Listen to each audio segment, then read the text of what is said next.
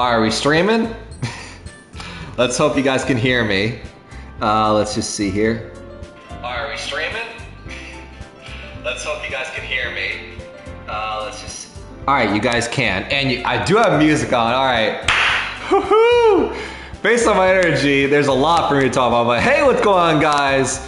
Welcome back to another stream. We're continuing what we just did on Doki Doki. Right, as you know, we are doing these side stories to get all the hidden Easter eggs, all the hidden lore for everything. And we did that for 3 hours previously.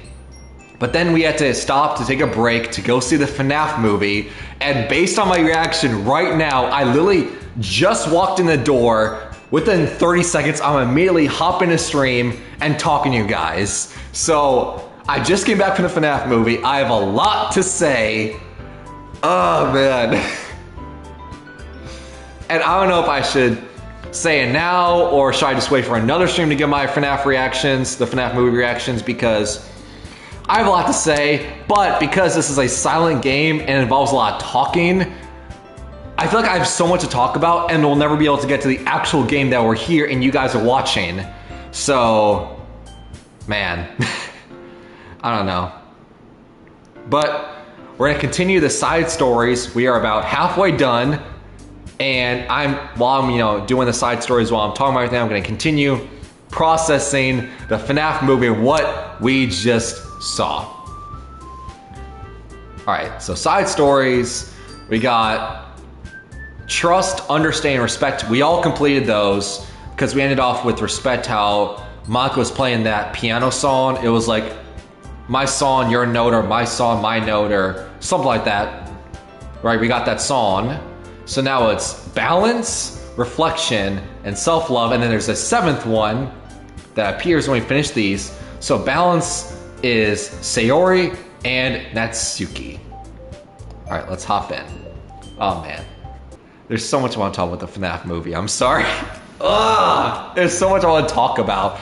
And what also sucks is there's so much I want to talk about, and the movie's only been out for, this is interesting music, but the movie's only been out for like a day, or I guess this is the second day the movie's been out. So it's still early on, so I don't want to share everything, so it's like spoiling the movie, because there's one cameo or reference that I want to talk about. And if you've seen the movie, you know what I'm talking about. Natsuki! Oh man, but yeah, if you've seen the movie, you know what reference or cameo I'm talking about, especially if you've been around the FNAF space the last 7 years. There's a lot to say. All right, but we're not here to talk about the FNAF movie. We're not playing FNAF yet. Maybe replaying FNAF 1 and then we'll talk about the FNAF movie. I don't know, but we're here to talk about Doki Doki, figure out the secrets. That's what we're here for, and that's what we'll do.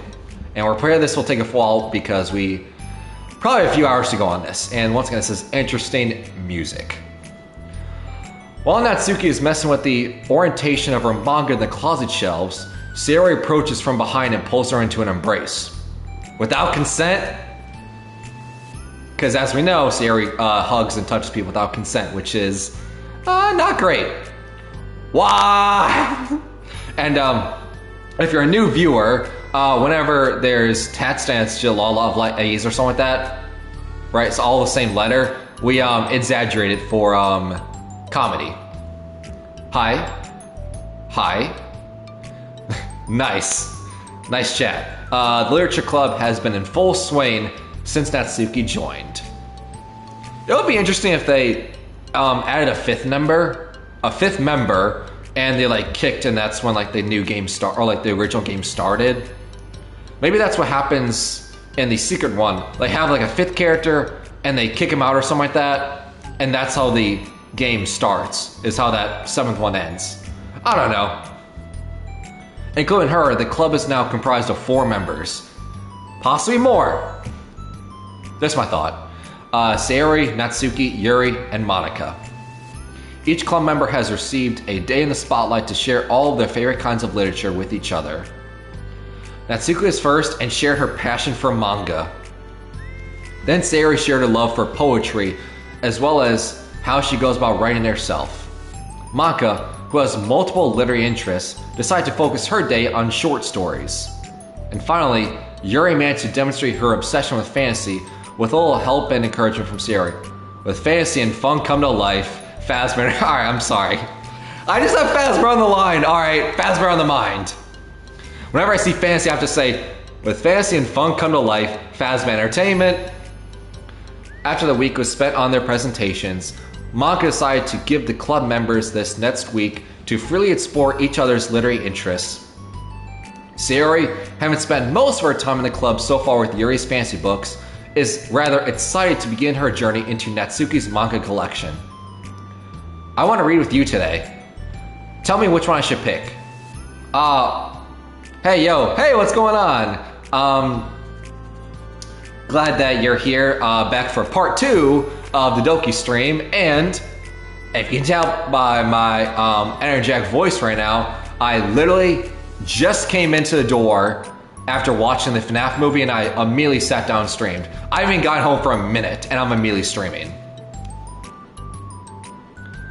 Oh, well that depends on the kind of stuff you like. I mean, there's like romance, drama, comedy, mystery, FNAF lore. I'm sorry. I'm gonna keep saying it. And if it gets annoying, I'm sorry. There's a lot to say. I like all of these things. Sarah reaches out and pulls a random book from the shelf and inspects the cover. Shouldn't this girl be wearing more clothes? You wouldn't like that one. In a panic, Natsuki snatches the book from Sayori's hand, then places it on the shelf in a less conspicuous location. Okay, well, if you really have no preference, then let's just start with something that's easy to get into. Just rate the FNAF movie out of 10, no spoilers, I'm gonna watch it soon. Okay, no spoilers, right? Because that's something I just prefaced, but I don't think you were here yet. But there's a lot, as you can tell, just by my energy and my demeanor, there's a lot I want to say about the FNAF movie, but I don't want to share everything because I feel like it'll be spoilers since this is like technically day 2, the movie's been out. So I realize like people are either gonna be seeing it tonight or later on, or whether they're streaming it or whether they're seeing it in the cinema. So I understand people are probably not gonna see it yet. So I'm intentionally not saying much, right? Yeah, I'm not gonna share it. I'm not gonna share the plot. I'm not gonna share any of the, reveals or anything. I'm not gonna share any of that. So this is a complete spoiler-free review, right? I feel like I'll talk about spoilers everything later on. I'm seeing it next week. Oh boy, can I hold my attention and my thoughts for next week? That's gonna be a tough ask, but a rate out of 10. How do I rate out of 10?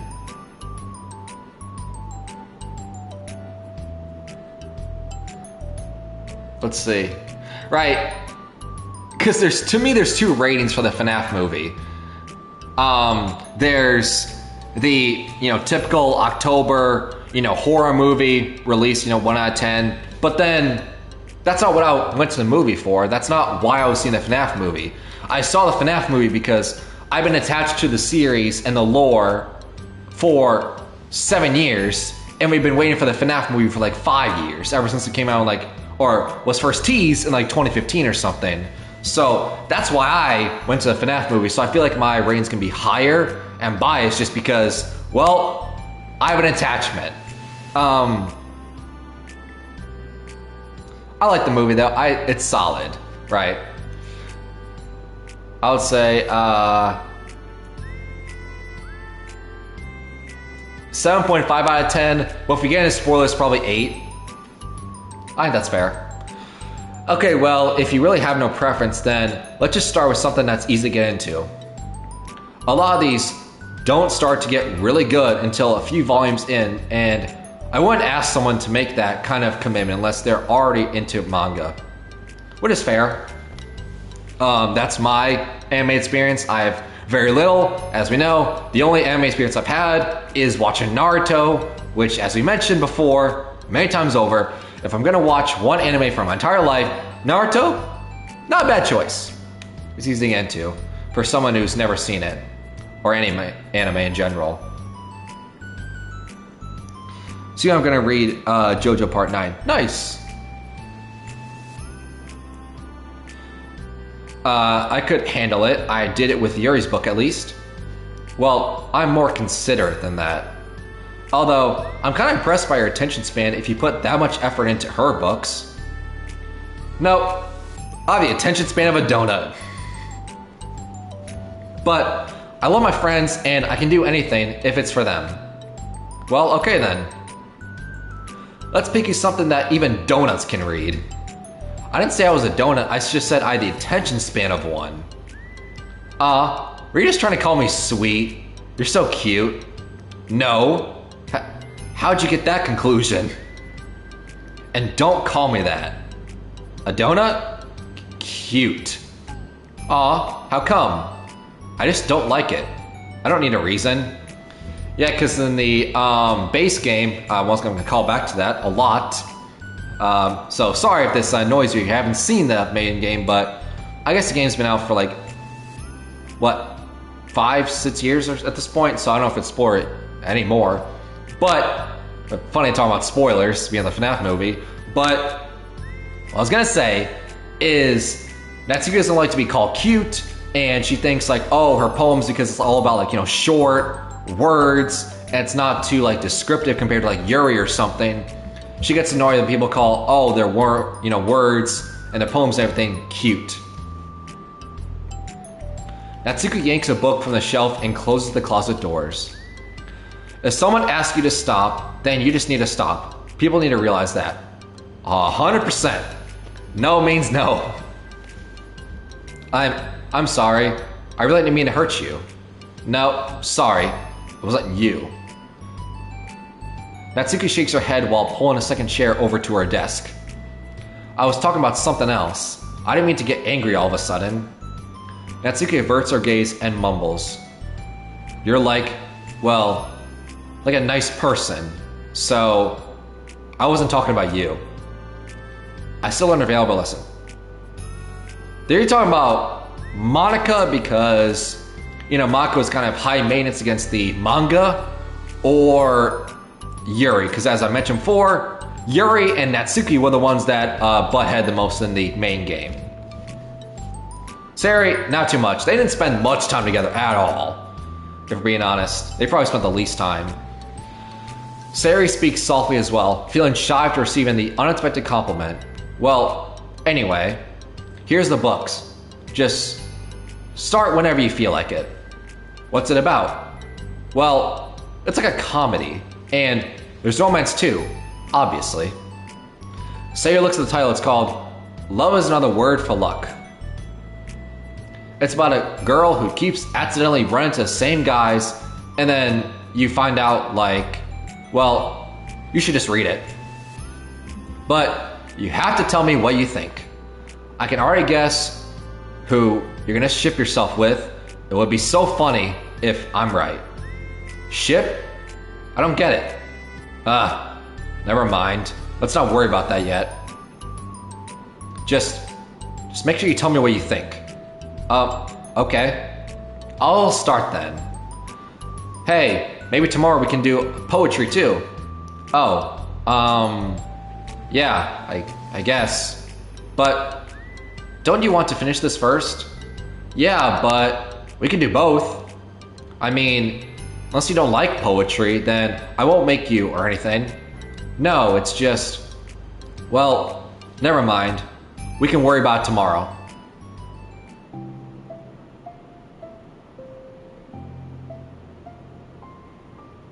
Sorry, I just had a thought for a second. I'm like, I was about to compare. I'm like, do I like this music more than the base game?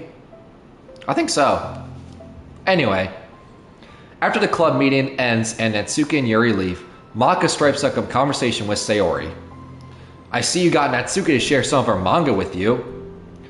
I really want to become better friends with her. She's so enthusiastic and expressive. Those are two words I would describe. I'd also say assertive. I could just listen to her talk. She's so... I'm not sure if she meant to say I can't say that to her, or I just can't say that at all. Say what? Nothing. I'm a woman of respect. Respect. But Natsuki's a woman of cute. You just said it. Oh, I said it. Nice. The game and me both. Similar minds think alike. Huh. What's so bad about that? I don't know. But, you know, there's one thing I'm kind of worried about. Sometimes I'm afraid Natsuki actually doesn't like me very much. That's ridiculous. How come you feel that way? Well, I mean, just little signs. Like how she only says hi to me after I say hi to her first. And it feels like she don't get to decide to talk to me when it's about manga and other stuff she likes. She just seems dismissive a lot. She was like that when I brought up poetry. Yeah, but that doesn't mean she doesn't like you. She's probably just shy, you know, like Yuri. Maybe. My stupid head is just making me worry for no reason. It likes to do that. Yeah, that's true. You're stupid, depressed head. It's okay. Try not to worry so much. Everything will be great. But you can always talk to me about any concerns you have. I'm here to help. You're the best. Sayori gives Monika a quick hug. Did you have consent? Well, I'm gonna keep trying because I love her and I want to get close to her in a romantic or a platonic kind of way. You got this. Like for instance, chat, you and me both, I love you in a platonic way. After the next club meeting starts, Sayori is the last one in as usual. Trotting into the room, she sees Natsuki sitting alone by the closet, reading what must be manga. Without hesitation, Sayori pulls up a chair and plops herself down right next to Natsuki. Hello there. Hi. What you reading? Can I read it with you? Natsuki pulls the book away from Sayori. You can't just start in the middle. There are spoilers. Besides, what about the one I gave you yesterday? Sorry, I was just curious. Well, anyway, I've been waiting forever for this volume to come out, and it just came out yesterday, so... Oh, that's exciting. Well, I'll let you read it then. Can I send that to you though? Sure. Sayori plops herself down next to Natsuki, then pulls out a blank sheet of paper. Natsuki reads in silence, save for the periodic flutter of a page being released from beneath her thumb. From Sayori's side, only the light tapping noise of her pen, meaning the paper can be heard. Let's see. Love me as a person, not as an idea. Me right now at this exact moment a few seconds ago because chat is delayed by 10 seconds. Then. But no, I totally agree. But I think it also comes back to what I've said numerous chats before, especially when it comes to this game, how, don't pretend to be someone you're not, don't change, things that you like or, hide away the things that you do like to try to get a certain person's attention or affection. Just be you for you and the right people come your way. Instead of trying to be someone you're not. Because once again, the things that you like and the people that actually care about you for you will allow you to express the things that you like. And the people that don't, well, those people can just screw themselves because they don't matter. Your happiness is what matters. Anyway, time passes.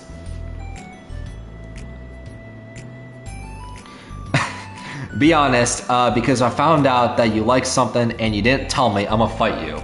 Well, I feel like I've been pretty honest about the things that I like.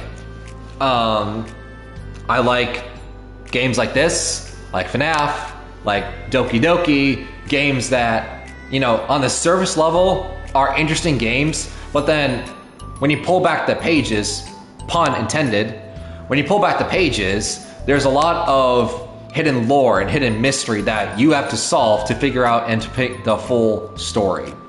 I mentioned my love for Naruto as well. I have a collection of, you can't see, but there's a collection of Funko Pops that I have of Naruto characters. I want everything from Naruto. I'm gonna get that one day. Build the entire collection. So I feel like I've been pretty honest of some of the stuff I like. But if you don't like Naruto, that's fine. I just do. And I support it. Anyway. Sayori's paper is filled with scribbles and the margins are lined with sticky fingers. Natsuki lets out a deep sigh and closes her book. Did you finish? No, but it's a good stopping point. My head is swimming. I need a break. Natsuki stretches her arms. Aren't you bored? No, I was writing. Oh, I saw the stick figures and I thought you were just bored. I just draw those when I'm thinking or waiting for inspiration. I made friends with them all. This one is sad because she thinks the night sky is pretty, but she can't look up at the stars in public because everyone thinks she's a weirdo. No, do it. If you want to look at the sky, the stars, you want to see something interesting in the sky, do it. I guess, funny sub-story, I guess. Man, this brought in a deep memory, but chat, back in middle school, I think it was like for like a science class project or something like that, but we learned about constellations, you know, the star patterns in the sky. If you have the stars in a certain line, it creates a shape, right? Well, the constellation I was doing a project on was Orion, the Archer. So to this day, for some reason, ever since I did that project, I can just simply look up in the sky at any place, at any time, no matter where I'm looking at, and I can always pinpoint Orion within a minute of looking up the sky. It's crazy. Ever since I did the project, I can always pinpoint where it is. It's based on one project. Otherwise, I would not care and I would not know where it is. So, funny story. And this one has problems with his back, but the doctors can't figure out what's wrong with him. What the heck? You're the weirdo. Want to read the poem I'm working on? Sure, I guess. Nice. Nice. Sayori slides the paper over to Natsuki. As Natsuki reads through the poem, she furrows her eyebrows. But I guess that brings up an interesting point, chat, just to build some dialogue, build a community. Do you feel the same way? Is there any school projects you did where you don't remember what you did, but for some reason your brain constantly goes back to that memory? I'm curious. She slides the paper back to Sayori. Don't you ever feel weird just sharing all of your thoughts and feelings like that? Which is the exact opposite of Sayori. If you know, you know. No, I was homeschooled. Huh. Interesting. Obviously, I can't speak on it. Unfortunately, I don't know what that is like, and I don't know any friends who are homeschooled. So I wish I could say something on it, but I can't. I'm at a loss. The other project I worked on was how many pennies would it take for a boat to float. So the boat has a hole in it, and how many pennies does it take for it to float on water, or what? I don't remember how many pennies. Oh, small paper. Oh, I thought we were talking about the Titanic. Because that would be interesting. That sounds like a Google question. Which, funny thing, right? Obviously, I've never had a Google interview, but interviews at Google are notorious for being impossible. And that's because, apparently, from what I've heard, this is a real tangent for a second, but apparently what I heard is if you're applying for Google, one of the final questions they ask you to determine who gets a job or not is they ask you this very weird question, and the whole point of it is to think about how your brain thinks. The teacher's biased as hell. Nice.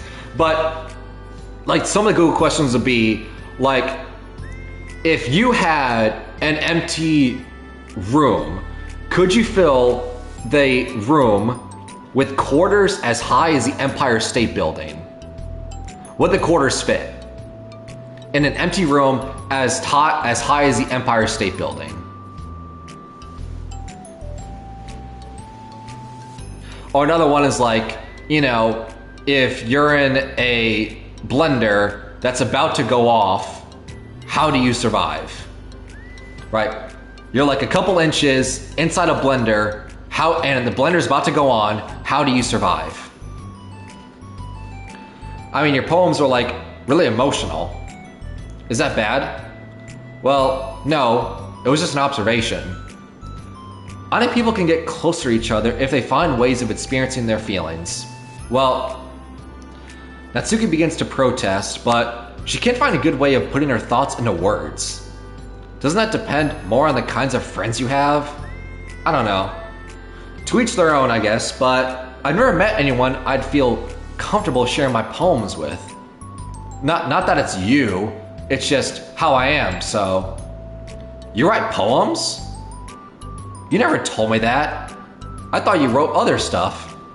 Yeah, that too. She writes fan fiction. I assume because she's into anime. But you should. I mean, would you ever want to share? Wait, I'm waiting. Let me cook something real quick.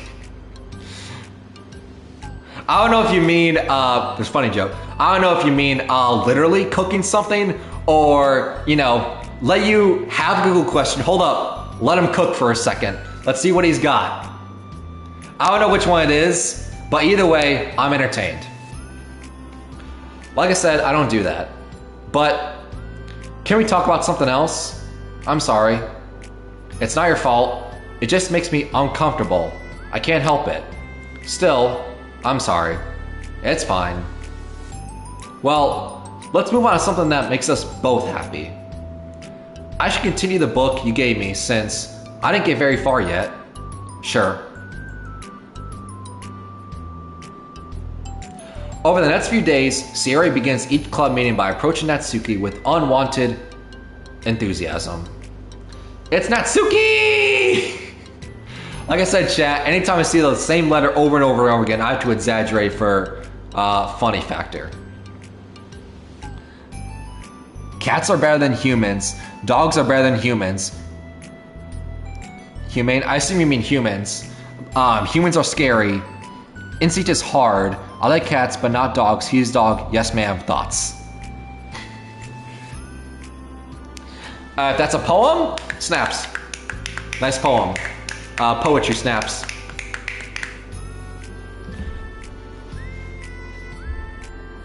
Hi, Natsuki. What? Okay, it was just a consistent pattern of just saying Natsuki. All right. It's cool you've been finding time to spend with Sayori. She was pretty excited for the chance to read manga with you. Yeah. I'm sure you've been enjoying the chance to share it too, right? Yeah, mostly. Natsuki glances over her shoulder but doesn't reply further. I also don't know, I just feel like saying something.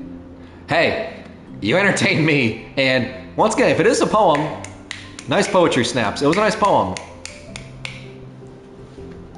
I could probably make a good one if I think. And if you didn't think that one, I promise you, that's a way better poem than I could ever do. So, no matter what you do, your poems are better than mine. So, rest assured. Natsuki glances over her shoulder but doesn't reply further. What's on your mind? Nothing. I don't talk about people behind their backs, which is good. Right? Because, not to be real for a second, but I guess that's why I'm streaming. That's why you guys are entertained and, you know, listen to me talk and everything, is so you can hear all the real side of me and everything. But that is something that will always annoy me. Whether it's me specifically or I see someone else do it, is someone, you know, getting stuff, you know, said about them behind their back.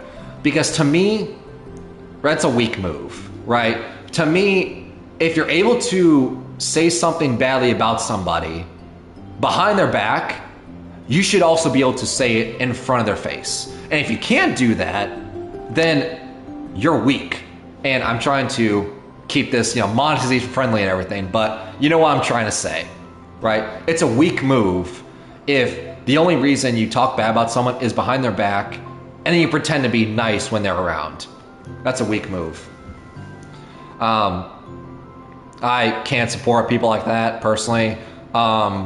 If I find out that people, because I found out about this, many times, I feel like I'm, nice to somebody. I feel like someone's being nice to me back, but then it comes out that, they've been talking smack behind me, behind my back. And as soon as I found out about that, I can't associate myself with them anymore. And I just completely cut them out of my life for good, because to me, it's a weak move. And I'm just wasting my energy being around people like that. And then when I see other people talking smack about other people behind their back and I'm witnessing it, same thing, I'm like, I can't trust you, because if I see other people talking behind somebody's back, right, how do I know that you're not doing the same to me? How do I know that I'm getting the genuine, real version of you? Or are you just putting on a persona in front of me as well, so you can also talk blank behind my back as well? I'm trying to get this monetization friendly. I can't do it. I quite literally don't care. Well, I'll say it to your face, but behind the back is mean. Like one of the people I knew said one of my friends looked like an anteater. I just left the table and went over there. Yeah. Right. Once again, if you're going to say something bad about somebody, at least say it in front of their face, instead of hiding like a coward and only saying it when they're not around, they're not within ear distance. That's when you get the confidence to say something bad about somebody, right? Because to me, that's a weak move. What's monetization? We family friendly? Yes. I mean, it's fine enough because I don't get paid on these streams. And so I don't know why I brought monetization, because we don't get paid on these streams. I think it just comes back to the whole point of I don't curse or swear often. Because I mean, the only times I've really sweared on stream is because I was reading text from this game specifically, because otherwise I don't swear, I don't curse that often, so I don't really see a point. Because otherwise, if I swear a curse in here, then to me that's not showing a genuine side of me.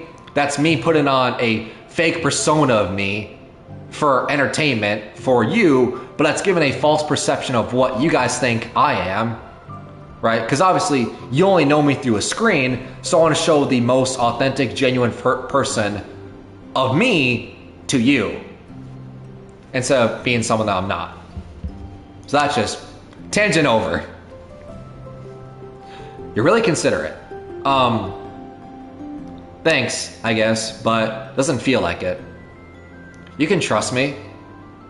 Make sure you protect yourself. Yeah, I mean, that goes for anybody. Make sure that you're safe, protected, and make sure you live like a happy life and everything. But I feel like we've, just hit my desk. Whoops. But I feel like we said that, multiple times and everything.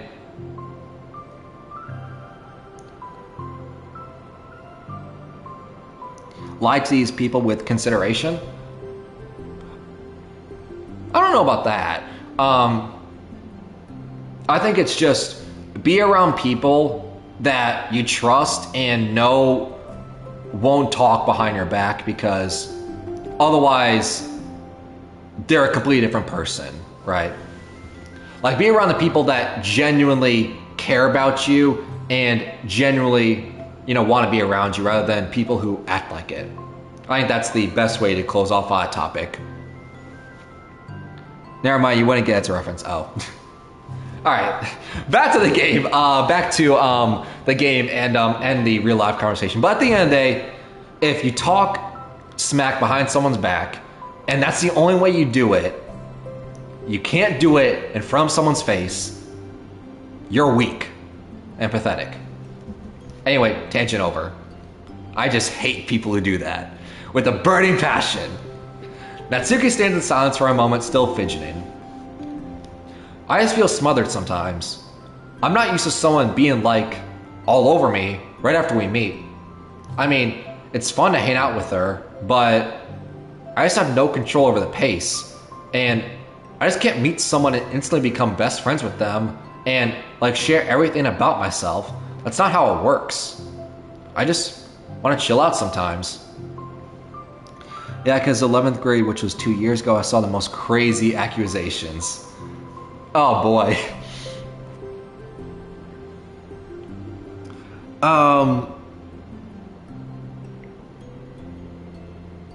11th grade was interesting because, let's see, 11th grade, that is junior year of high school. So that was me. So 11th grade, if you didn't know this about me, I've moved a couple of times in my life. So that was me moving from one high school in Connecticut back to the original high school I would have gone to if I never moved in Chicago, right, for 11th and 12th grade. So seeing the people I've known since like elementary school. And well, one of them wasn't even accusations, so you brought the screenshots. Oh boy. Not the screenshots, no. I just want to chill out sometimes. Don't we all? And the drama. Oh, I didn't realize that was happening. It's fine. Why would you have? I know. I just feel bad about it. And I know Sayori, so I should have realized. Maka navigates through her tingle of guilt, which has surfaced mainly due to her being the one who previously encouraged Sayori's behavior. Despite not knowing the situation, Maka can't help but feel a little responsible. Do you want me to talk to her about it? No, I wouldn't like that. Well, I could like divert her into another club activity for you or something. No way. That would be so underhanded and mean. Talking about how the other girl, oh god. And she showed screenshots of her asking for drugs since the... You put third floor activities in quotes. Do I want to know what that is? It's high school, so I probably don't want to know. Right? I want to keep my innocent mind, and I don't want to know what third floor activities means. I think I have an idea, but I don't want to think about it. Sorry, I didn't think that one through. Besides, just because I complained about it doesn't mean I'm asking for someone to solve my problems for me. You know what the third floor activities. Oh, once again, I think I know, but I'm keeping my innocent mind out the gutter and just, nope. I'm focused on the game. Kind of like this, how this is a game that looks like a high school, but you're reminded multiple times that these characters that you see are 18. I'm sorry. I guess I just instinctively want to try to solve problems, even if I hadn't been invited to. It's fine. I would talk to Sayori about it, but it would just make things really weird between us. I feel like it would just make her constantly just be afraid that she's bothering me. I don't know how to keep things natural. Well, I think if you do a good job expressing all your feelings, she would totally understand. Sayori really wants to be the best she can be for other people. I think she would actually be happy that you want to improve your friendship with her. Maybe. Ugh.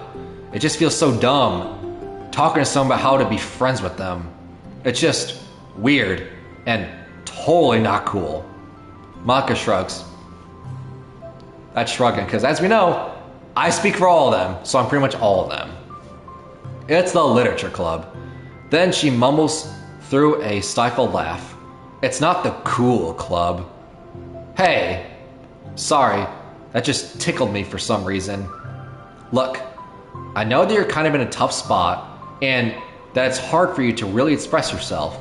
But you've really demonstrated to me that you're good at self-reflection and critical thinking, even if it doesn't feel like it to you.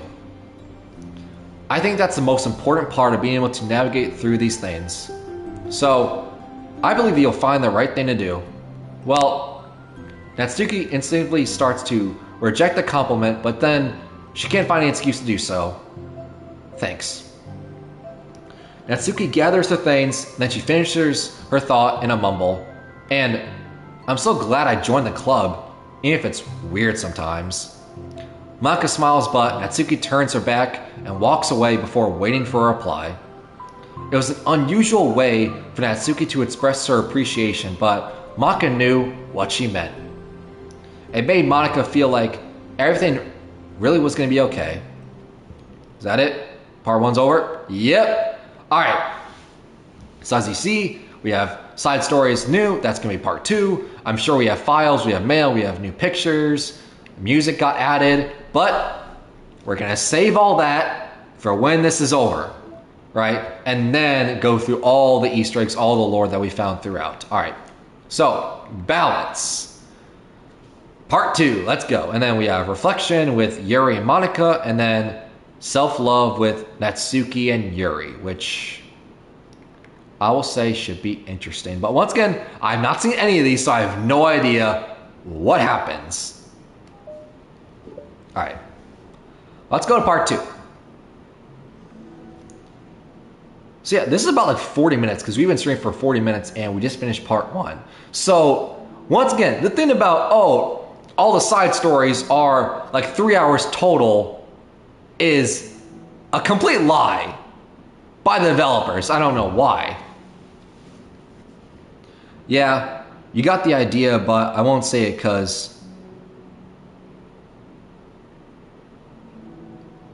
Ew, yeah. Yeah, I'm not gonna think about it.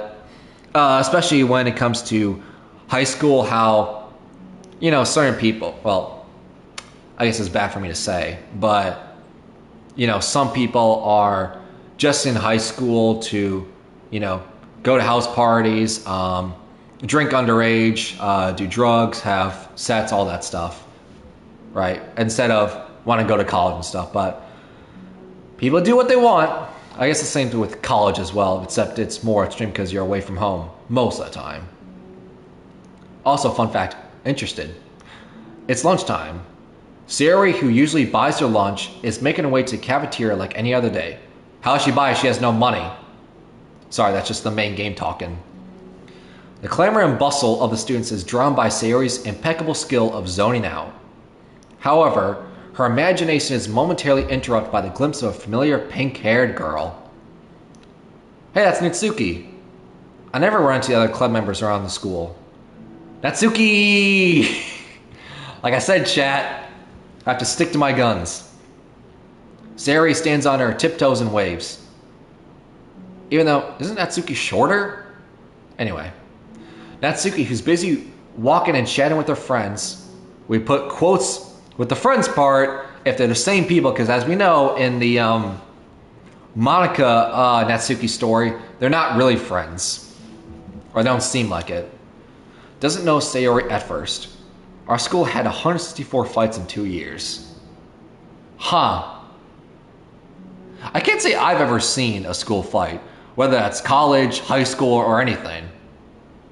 Can't say I've ever seen one, or been a part of one, which I think is pretty good. Maybe because I did not do much. I was a person that just sat in class, did what I was supposed to do, and didn't talk much. And that was it, right? Didn't try to make a name for myself or try to be someone I'm not. Because at the end of the day, you're there for like 9 hours, and then that's it.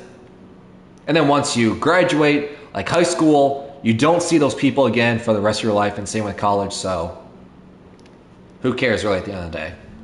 Just be the best you can be. Rather than socialize and try to, you know, be the most popular person in school, because once again, not to go on another tangent, but it seems like the, you know, most popular people in high school and everything, they just, I don't know. You say most of them just fizzle out and they just hold on to that popularity in high school and they don't do anything else past that in like their adult life. But it's time to grow up. Anyway, back to the game and stop the real life ranting for a second. Natsuki, who's busy walking and chatting with her friends, doesn't know Sayori at all. Then, she glances over in Sayori's direction. Sayori raves enthusiastically. Right, the fun fact. Yes. I mean, I thought that was a fun fact, is the school fights, because once again, I could not have predicted that. Actually, no, never mind. It's not a fun fact. Well, you're making a fact, and I'm sure it's gonna be fun regardless, right? It's kind of like going back to FNAF for a second.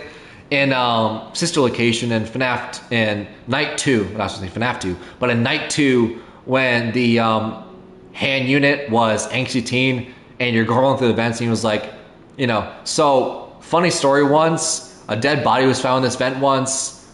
All right, well, it's not really funny, but it's a story. That's how I feel with this. How it may not be a fun fact, I'm sure it's still a fact, and it'll be fun. Just like how it was still funny that a dead body was found in the Sister Location vent bunker. Following her friends, Natsuki quickly ducks around the corner. Hey! She definitely saw me. It's not funny. Man, that's gonna make me think that it is funny now, right? Because it's one of those things where you say something and you're just like, that's not funny. It makes it even funnier. I don't know. There's gotta be something with your brain and psychology that makes it happen. You say something and then you follow it up with, that's not funny, to someone, and then it makes them laugh because, to me, it just makes it funnier. It's like a fact about someone who could potentially go to jail. Oh. Interesting. I think she did, though. Huh. Well, all right. Man, but you said it's not funny, so I was just caught off guard. Maka is the first to arrive to the club meeting, then Natsuki, because I would have never predicted that fact. Sayori, having glanced through the window to see Natsuki already inside, is unable to work up enough courage to enter. Natsuki's been so distant with me. I was so stupid to think that she ever wanted to be friends. She only got outside because she got to share her manga. But aside from that, she doesn't even like me. I should just go home today. Oh, there's the depression talking, and Yuri's here. Sorry, but do you plan on going inside? No. Why? I'm sulking. Oh. Well, I'm sorry for bothering you. Excuse me. A grown woman who was 25 stuck in a school to activity. We use heavy quotes with that, chat. Nice monetization, NPC friendly way to say that. With an 18-year-old student. Huh. That is a fact. Alright.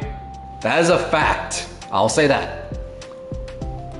No, don't leave me! Uh-oh. I'll stay here then. I don't want to go in. I'm afraid of bothering Natsuki. I saw her at lunch today, so I waved and called out to her, but instead of saying hi, she just ran away from me. Really? Huh. Not bad. Hey! Sorry. That was a joke. It just sounded like something stupid that I would do from anxiety. That is something Yuri would do. Because as we know, they care about books more than people. From anxiety, the funny part was the vice principal dragging her out of school by her wig. Huh. That is interesting. Right, that is an interesting story, and I would have never been able to predict that. Well, I just don't like attention being drawn to myself. You and me both, Yuri. Oh? Well, that makes sense based on the person you are. But Natsuki isn't shy-like at all. No, they're not. I thought we were friends, but it feels like every day she's just trying to distance herself more instead of getting closer. Our school was ghetto in the ghetto, and it was ghetto.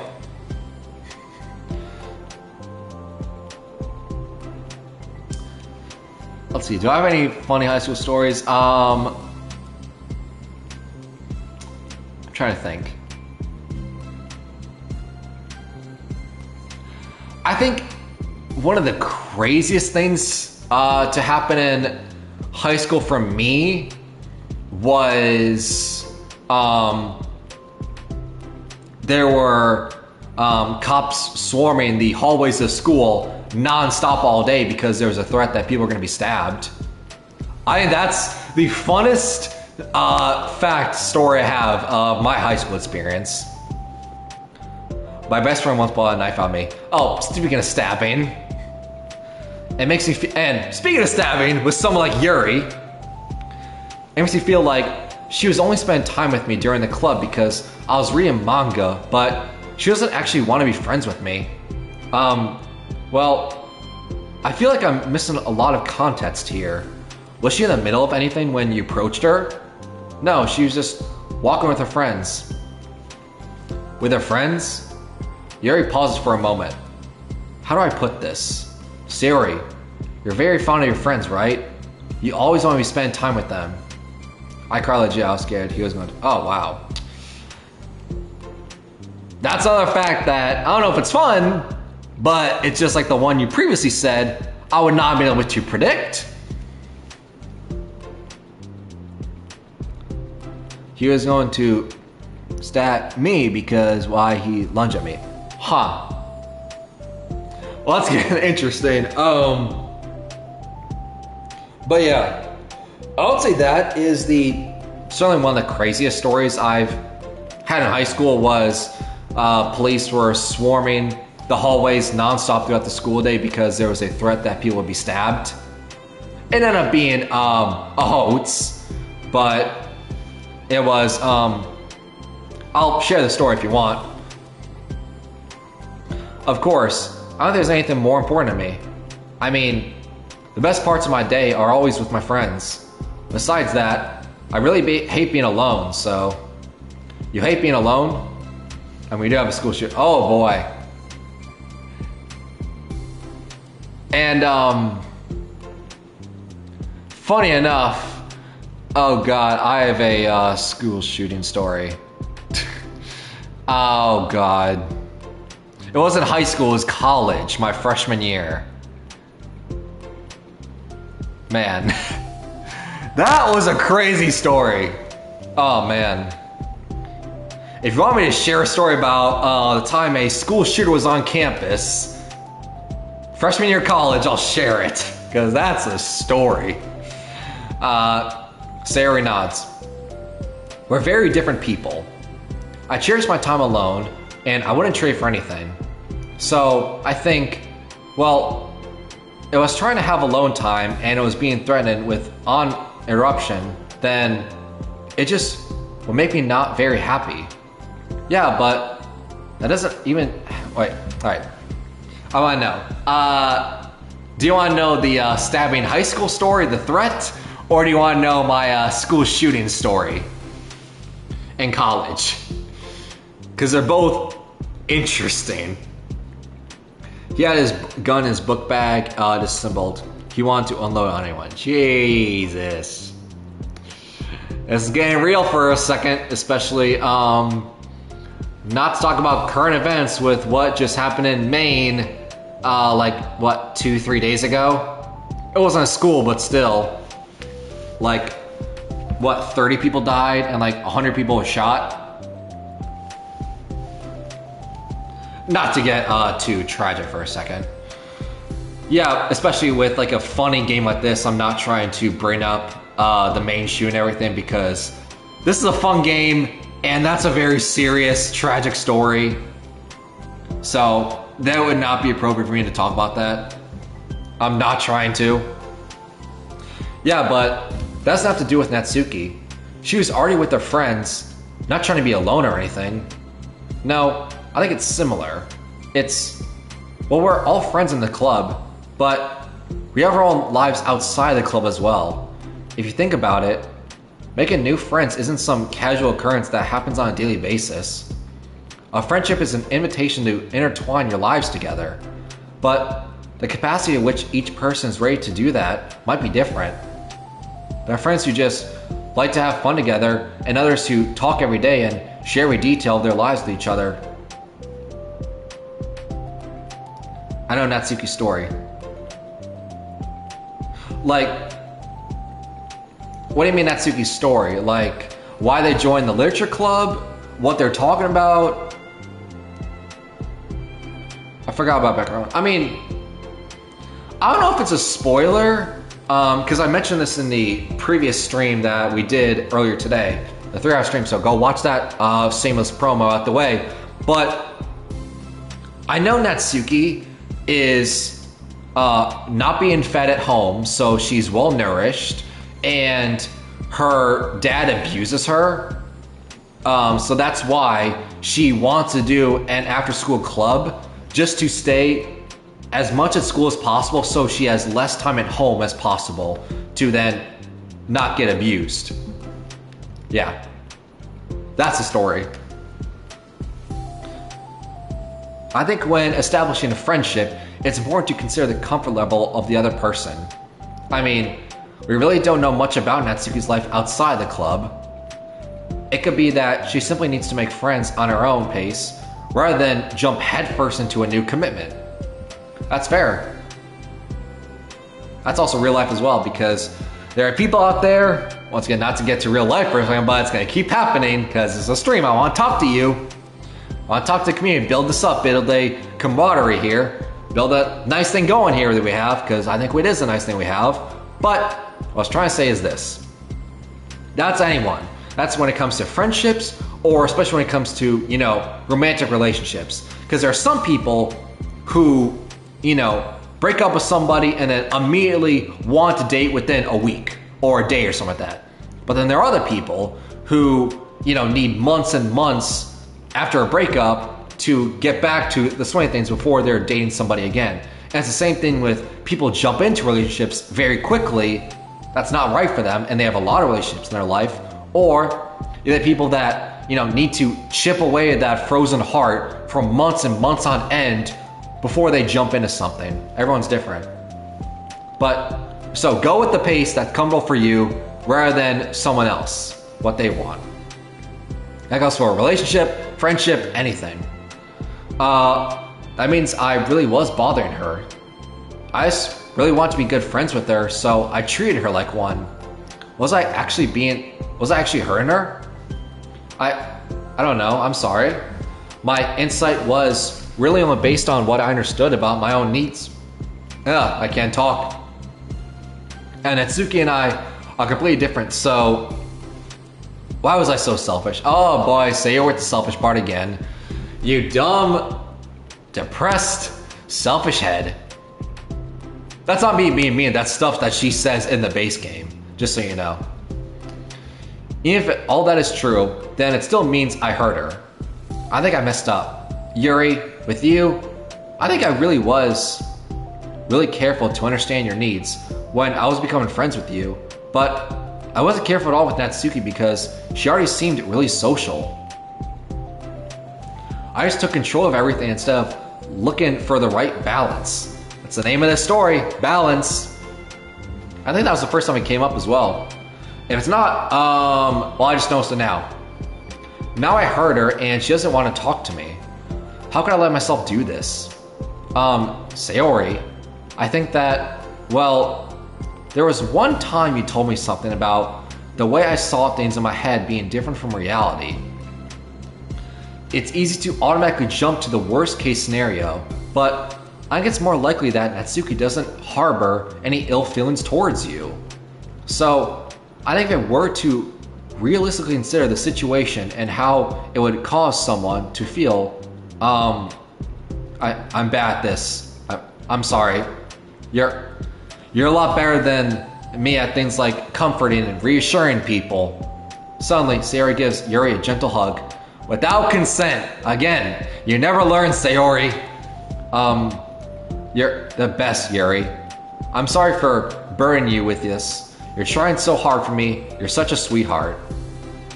It's not a burden. I enjoy listening to others, and a friends deserve happiness. Sayori beams. Well, I think I'm gonna give Natsuki some space. She should do what she wants, and if she does still want to be friends, then I'll learn her needs, and I'll match her boundaries. Yeah, I'm sure that's what's best. I wish I didn't feel so awful and guilty. It makes me feel really desperate. Like, I need to make it up to her by trying to make her happy. But that's not what she needs. I just have to tell myself that. It hurts, but I guess it means I still need to grow. I really want to grow as a person. If it's to be better for my friends, I want that. That's very mature of you, Sayori. I'm mature.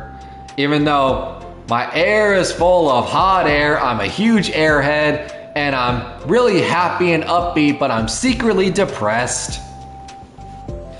Sayori hops up and down on her toes. So, does that mean you'll be going home after all? Sayori shakes her head. I need to be here to show her that I respect her space. I'll just spend time at the club by myself today. Yuri nods in understanding. You can go in first. Okay. You're blocking the door. That's important. Oh. Sayori steps aside. By the way, before Yuri enters the club room, Sayori interjects. You said that you and Natsuki are completely different, but I don't really think that's true. I think you're actually really similar in a lot of ways. Yuri smiles and shakes her head.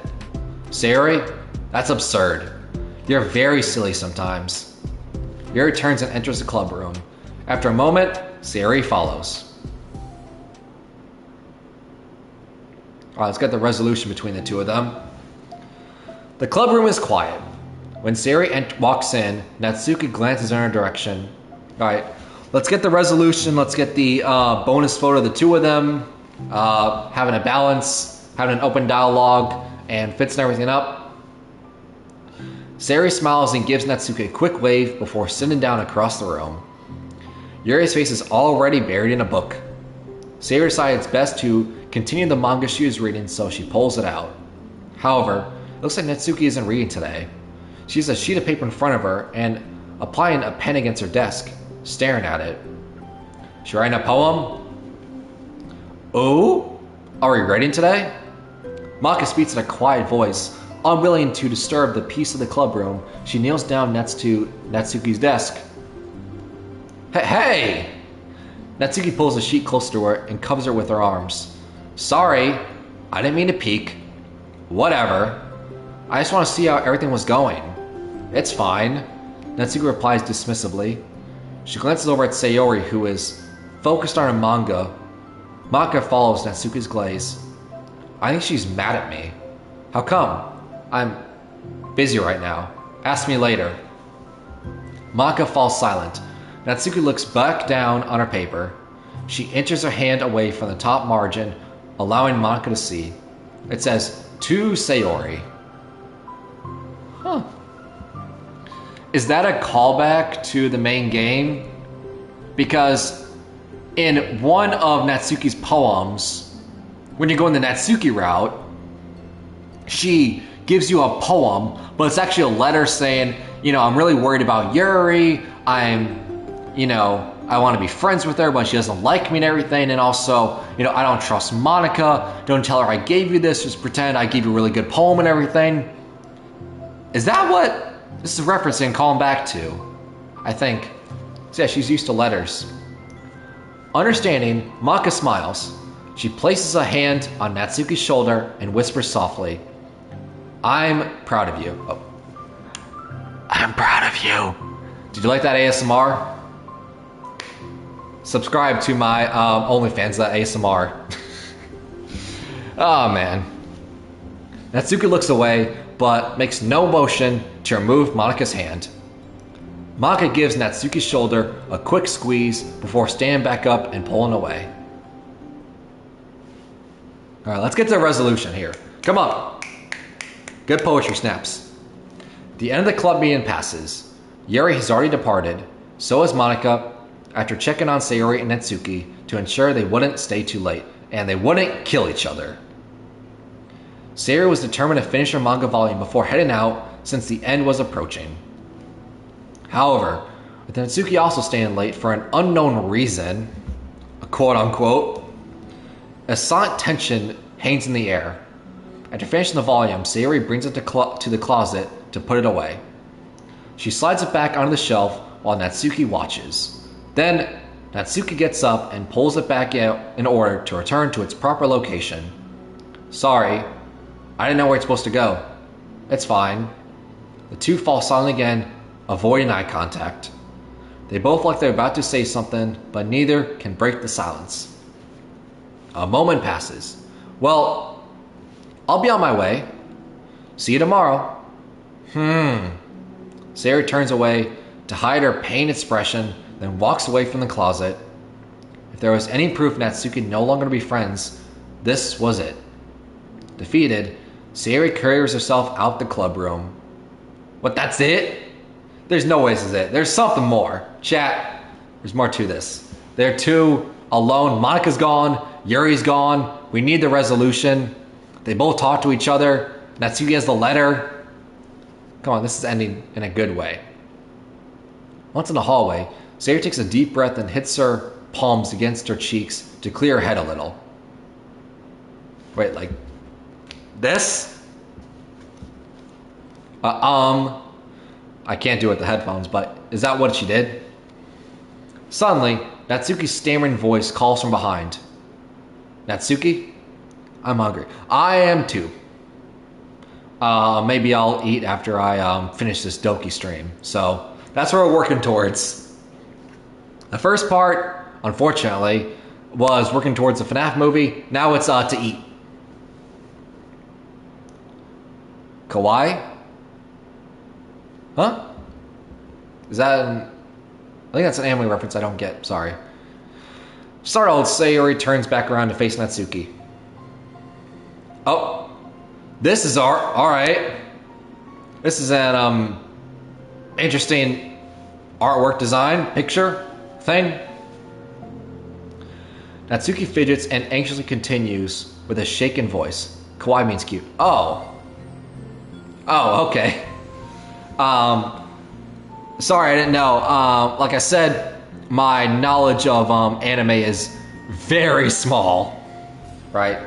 Like I said, the only anime I know is Naruto. Other than that, I'm completely oblivious to it all. Okay, be right back. All right. I'll be here for hours. I have a lot of things to say. Me too. But you go first. Natsuki bites her lip and can't stay still. Well, first of all, she cuts herself short, struggling to continue. Trying to force the words out, she stamps her foot and hops up down a little. I'm sorry for the thing I did at lunch. I'm sorry for just being kind of mean lately. It's really hard for me to I'm not good with things that make me uncomfortable. Especially when it comes to like feelings and stuff. So, face burning, Natsuki clams up again. Instead of continuing, she simply holds up a sheet of paper for Sayori to take. It's a letter. The best place in the world. I love my bedroom. Do you? I mean, you avoid your house because your dad abuses you, but sure. I love my bedroom. It's full of bright colors and soft things. The sunlight shines in, makes everything sparkle. It's the best place in the world. It has all my treasures, all my books, my collections, my memories. All my dreams are born in this room. It's the best place in the world. It has all my secrets, all my failures, my fears, my feelings. Sometimes it feels so fragile that the door will break at the slightest touch. But it's still the best place in the world. But when someone knocks, I get scared. I brace my arms against the loose hinges. Please don't break. Don't come in. I'm not ready. It's my best place in the world. The knocking won't stop. I block the door with furniture. An eye peeks through the keyhole and I panic. I'm trapped in the best place in the world. I assume it's her dad. But once again, we know abuses her. I'm not ready to share my favorite place. I need to clean my secrets and make my bed to hide my nightmares. I need to touch them to put them away, to see them again. I have so much to do. I'm scared. I'm not ready. But it's still my favorite place. I still want to share it. However long it takes. If you wait patiently, I'll eventually open the door and I'll show you the best place in the world. Wow. Alright. It's a poem. But I thought, well, I sucked it up, so I thought I could work things out with you. So just be happy about it. Bedroom becomes hard. Yeah. I kind of figured it was just, you know, it's them reconciling, and I knew it was like to Sayori. I was just trying to be literal. Please. But thank you anyway. Sayori smiles deeply from the bottom of her heart. I'm happier than I could express. I feel so awful, but I'm so happy that you would do this for me. I actually realized before the club meeting today that I made a mistake. I got so caught up in the chance to get closer to you that I forgot to think about what you wanted. And now that we probably have different ways we like to make friends. I was gonna do that too till last week, right? Because that's what you think of when it comes to Natsuki. Anything when it's like house, bedroom, you know, this is their happy place. Anything that's like knocking, trying to get in, it's like, oh, that's their dad trying to break in and abuse them. That's like their safe zone. Anything else, it's not, right? That's their safe space, and people try to break in and tear it down, which is unfortunate. About like the friendship stuff, I mean, it's okay. I understand, so you don't have to force yourself to talk about it. Your poem did a good job, so don't force yourself if you're not ready yet, okay? Natsuki nods. You don't have to feel like you did anything wrong. It was my fault, and I'm sorry. I wasn't mad at you today or anything like that. I actually felt really guilty and wanted to give you space. I was thinking it's silly that I just approach you all the time, and I should just let you approach me when you want to. Just whatever makes you comfortable, I'll respect that from now on. Friendship should always start with those things, with the right balance. Name of the story. Natsuki nods again. One thing about that.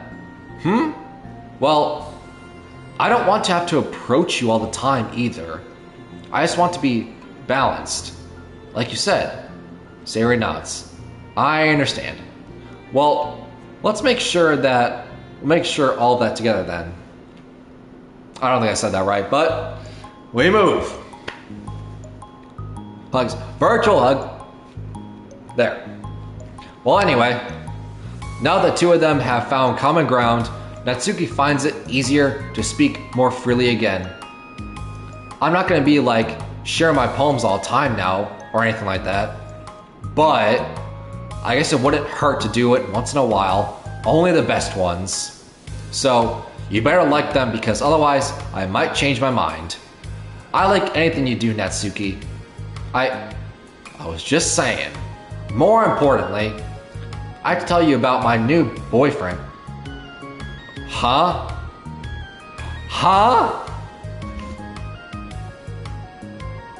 Does this, wait, boyfriend? Wait a second. Huh? Yeah, huh? I haven't thought of who it is, but I'm just gonna keep going. From the manga? Wait, I need to guess. Oh, okay. I was about to say, I'm like, wait, are they referring to the game character you play as in Doki? But I was like, I thought all these streams like way before, you know, the main game takes place. Okay, so she's referring to the anime. I was like, wait a second. Is she referring to me, the character you play as? Because obviously in the main game, I named the character as myself because, well, it's my playthrough and everything, but it's our journey together. So I was like, wait, is it referring to the game character you play as in the game? But I guess it's the anime. Wait, I need to guess who it is. You definitely won't be able to guess. The two walked down the hallway together. Oh my god, we have so much to talk about. Darn, I should have told you to save the last two chapters so I could see your reaction to the big reveal. Aw, you wanted to enjoy it with me. That's so cute. Don't say cute! Oh, shush. Alright, I guess that's some resolution with them. Alright, so that's done. So now we have two more, and then a secret one with all four of them, which may or may not include some stuff related to Libitina. That's a thought. Alright, reflection, Yuri and MONIKA. Alright. Am I bothering you? No. Okay, just checking. It's hard to tell since you always look so into it when you're reading. It makes me scared to interrupt. Well, it's within my expectations to be interrupted when I read here. It's mainly when I am by myself that I don't like it. That makes sense.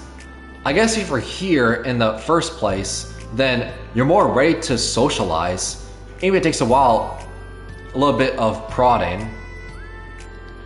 It's not so bad to be social if I let others do the work, so it can be healing to put myself in a social environment every now and then. It's mostly difficult when I don't know anyone, or there are too many people, or everyone is being too silly for me to keep up with. Yuri glances across the room at Sayori and Natsuki. Sayori has her head cocked back and her mouth open. Alright, I'm not gonna go to what my brain immediately thought of when I read that sentence. We're just gonna move on, alright? Keep it going. This is an innocent, I wanna say child-friendly because there's murder and stuff. Trying to catch pieces of a cookie that Natsuki is lobbing into the air, but the pieces keep bouncing off her face and hitting the floor.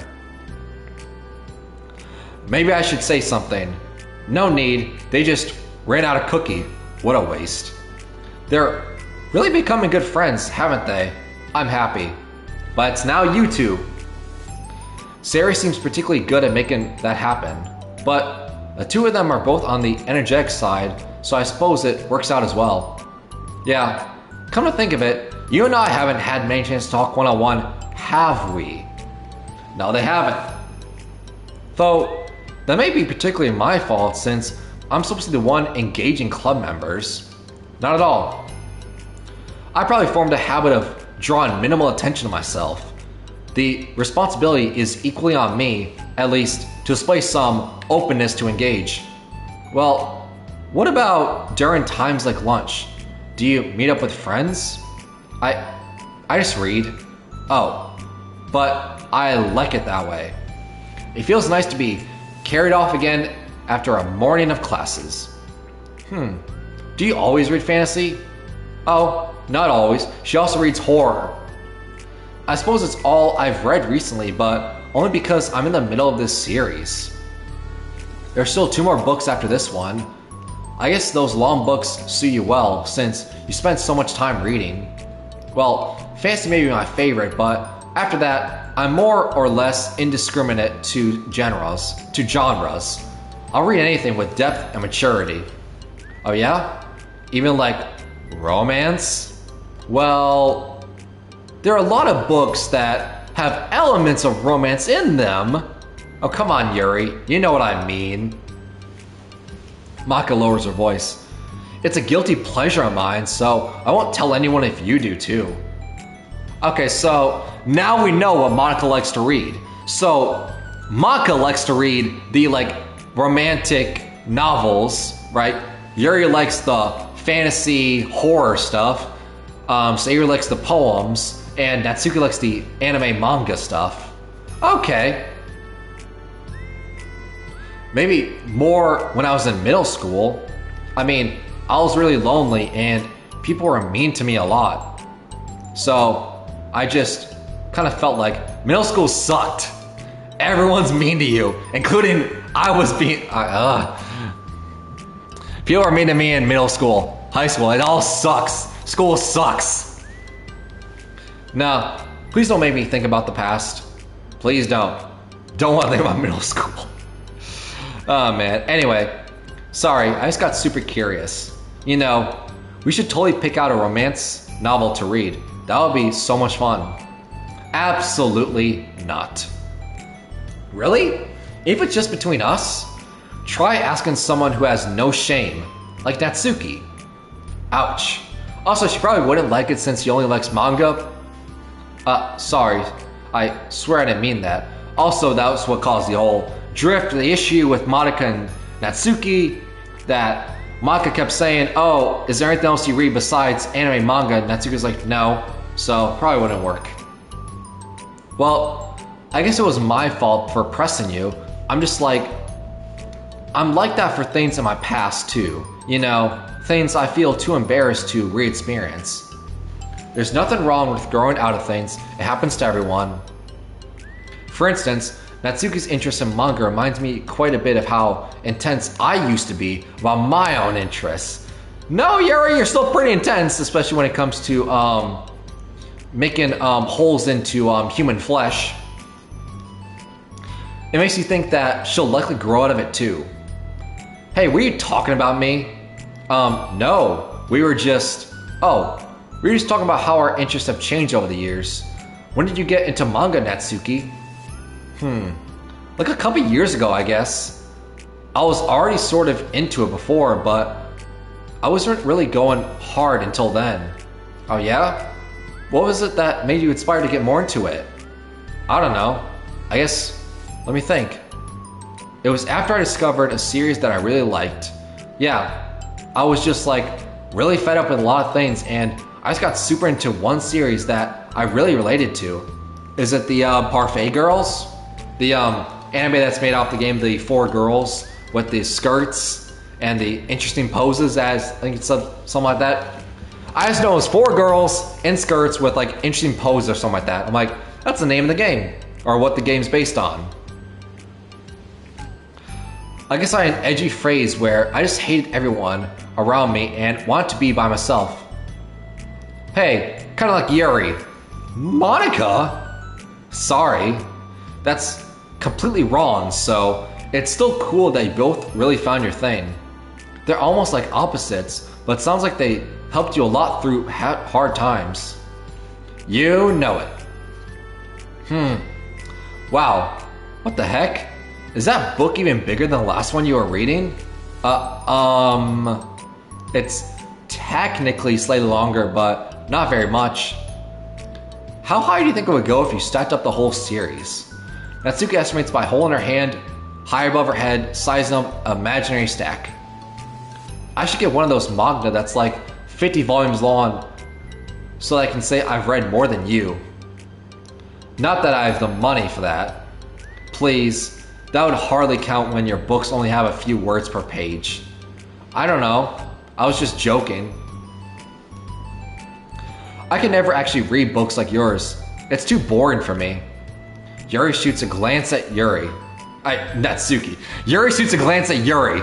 Amir. Yuri, I'm talking to you right now. This is the mirror. Phones are mirrors, pretty much. It's not boring. Chill. I said for me, not you. I can have my own opinion. I think it's too convoluted. Sayori, are those from the floor? Ha, gross. Also, wash your hands before touching any of my books. But my hands aren't dirty. Just do it. The oils are there even if you can't see them. Fine. Sayori trots out the door and Natsuki follows. Yuri, you look a little upset. What kind of nerve does she have to call my hobby boring? Well, she did correct herself. Hardly. She was so condescending. Oh boy, it's condescending part again, especially with Monika.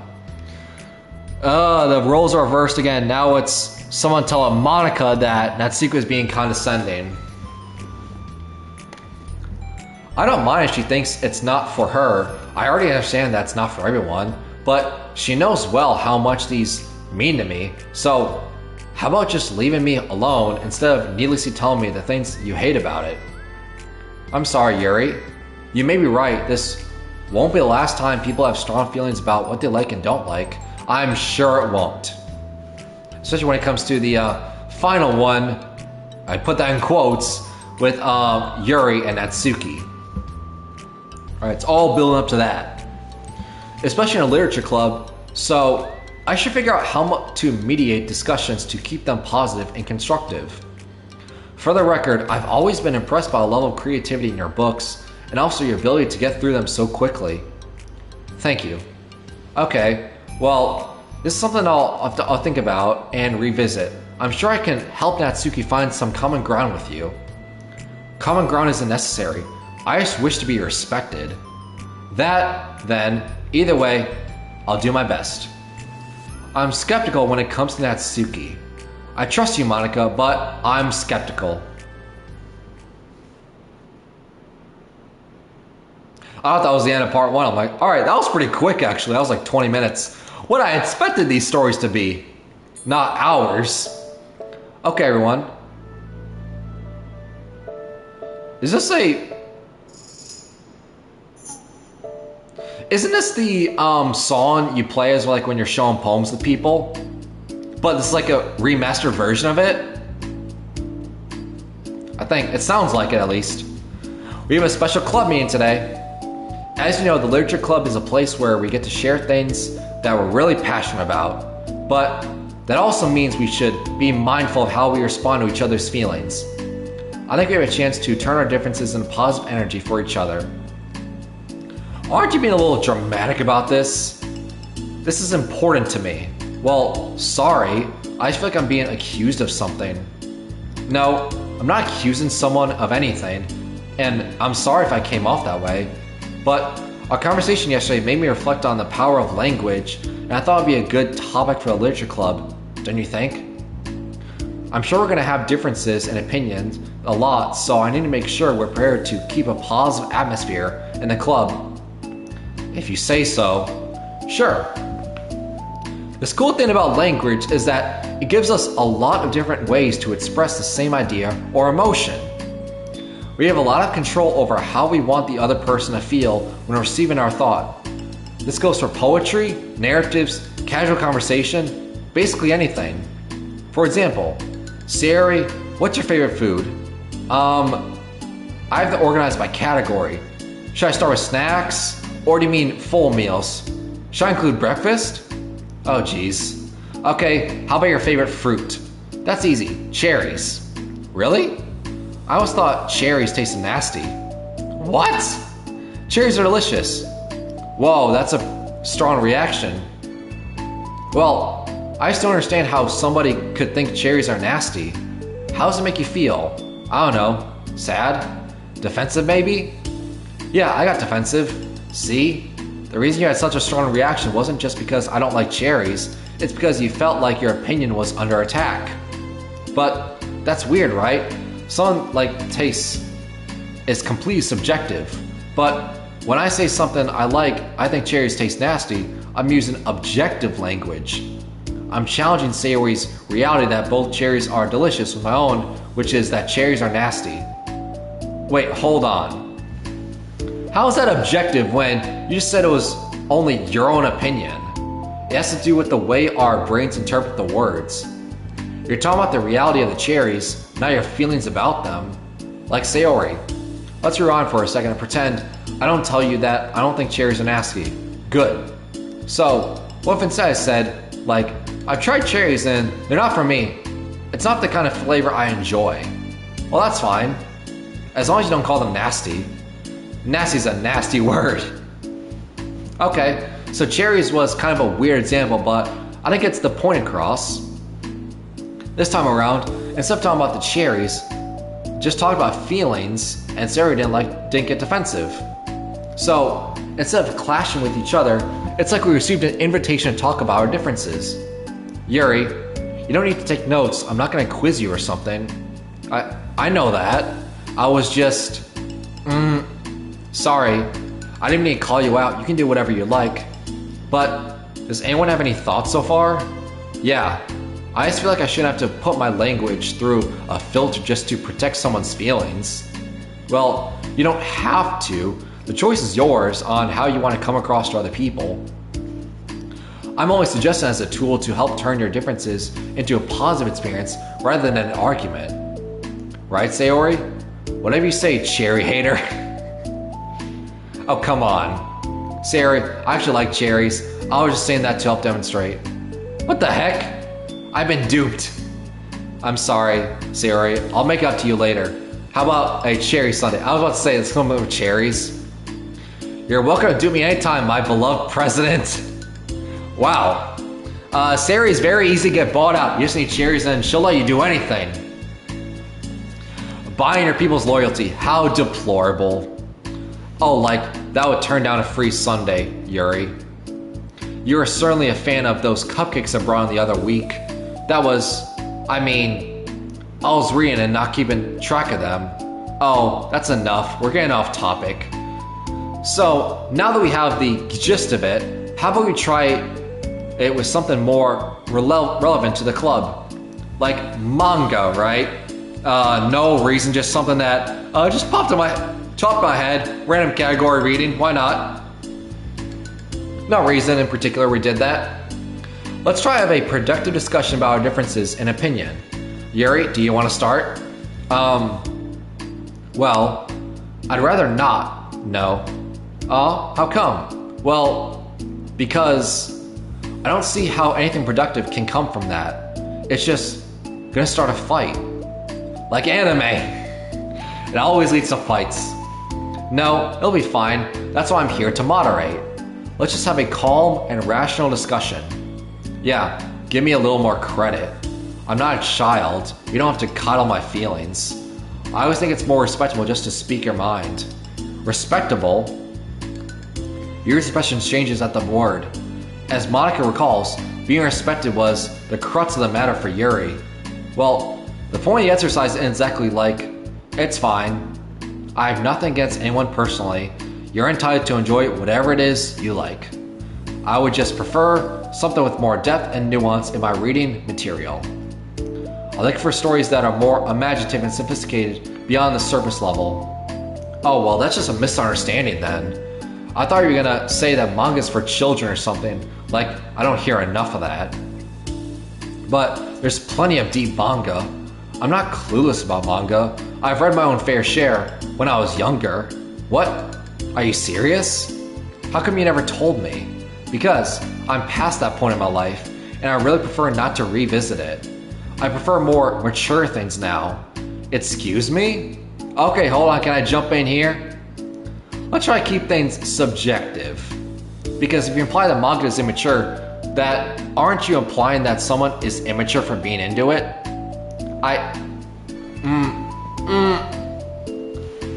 Oh boy, issues. Well, maybe it's immature to judge people for having different tastes than you. Natsuki. Nobody's immature.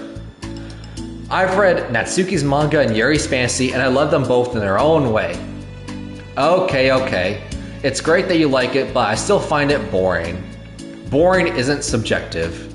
Okay, it bores me. That's subjective. But, I mean, the thing about... This is ridiculous. Do you see why I don't want to participate in this? I knew it was just going to make people upset. I'm not upset. Like I said, I don't care what other people think. But I always got the impression that you secretly looked down upon me, so I'm glad my suspicions were confirmed. It's not just because I'm way shorter than Yuri. There's multiple ways of her looking down on her. That's not true at all. You're making assumptions. You can't blame me for getting defensive when nobody ever has the least bit of respect for the things I'm into. The only thing that I look down upon is when people make fun of me for just being myself and trying to mind my own business. What? Have you looked in the mirror? Tell me again about respect for calling all my interests immature. You can't.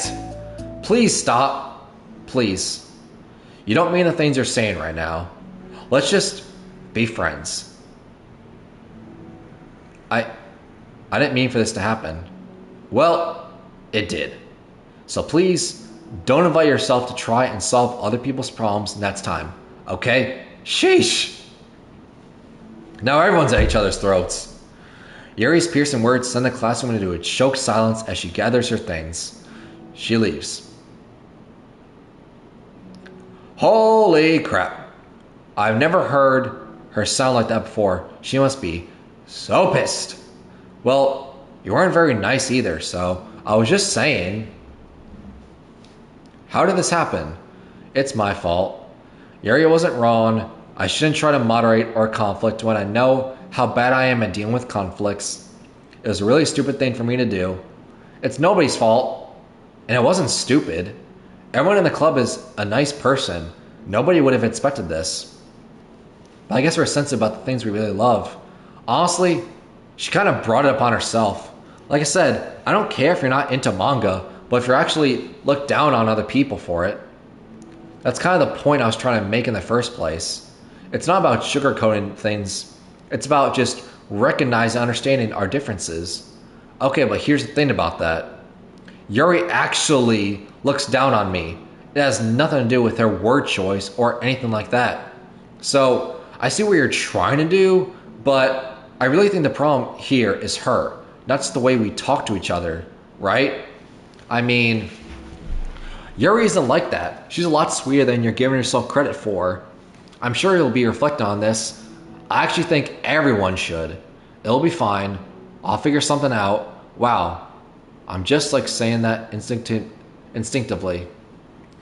I'm just setting myself up to cause more problems. This wasn't your fault, Monika. You don't have to beat yourself up over it. If you ask me, it's good that the truth finally came out, because I can just move on now. But, it's fine. I promise. Let's get our mind off this, okay?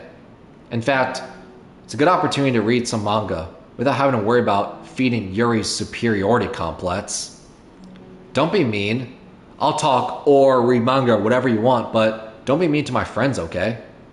Sorry. I'm just bitter. Everything will be okay, and everyone will hopefully be okay. I mean, I don't have the answers, but I at least know that we're all good people and don't want to hurt each other. This will be a learning experience. Monika says that, but her uneasiness is given away by how much she has to force the reassuring tone in her voice. This is bound to happen eventually. Natsuki and Yuri have always engaged with each other least out of annoying, and this is the only reason. As Sayori and Natsuki proceed to distance themselves with manga, Monika sighs to herself, unable to shake her worried thoughts. Will the club really have to just come to terms with the fact that some members will be incompatible with each other?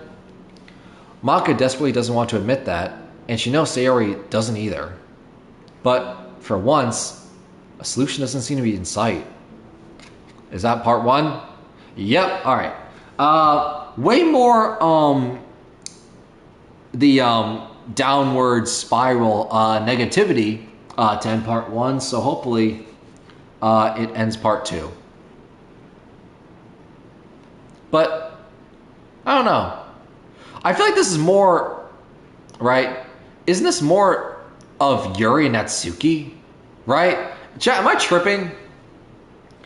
Isn't this storyline more of Yuri and Natsuki rather than Yuri and Monika, right? This is more them. So I'm wondering what the Yuri Natsuki one is all about. If this is technically Yuri and Monika. Curious. Let's see. New day arrives. All right, chat. Gonna pause stream for a second. 1 second.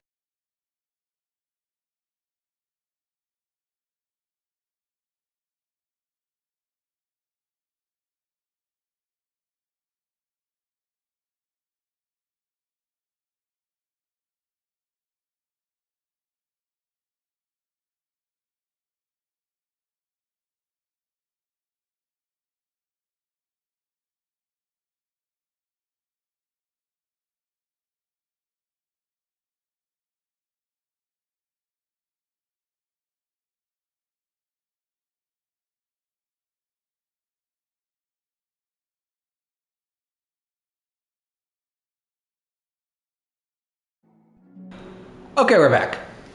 All right, so we've been going for an hour and a half, and we're almost done with story 5. We're just getting to part 2, and there's 6, and there's a seventh one when we're done with this. And once again, no idea if it's part 1 or part 2. What phone? Trying to stream here.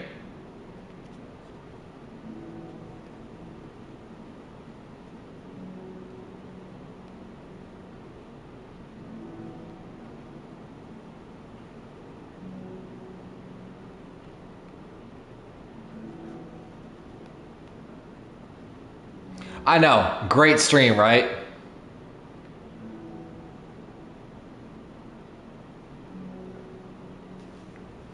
A new day arrives. Sayori arrives at the club room earlier than usual. That is not late. All right. I don't want to pause stream again. As she enters, it appears to be empty still. As she sits down, all right. Chat, I'm gonna pause stream again. I'm really sorry, but this is a lot quicker than last time. Hold up.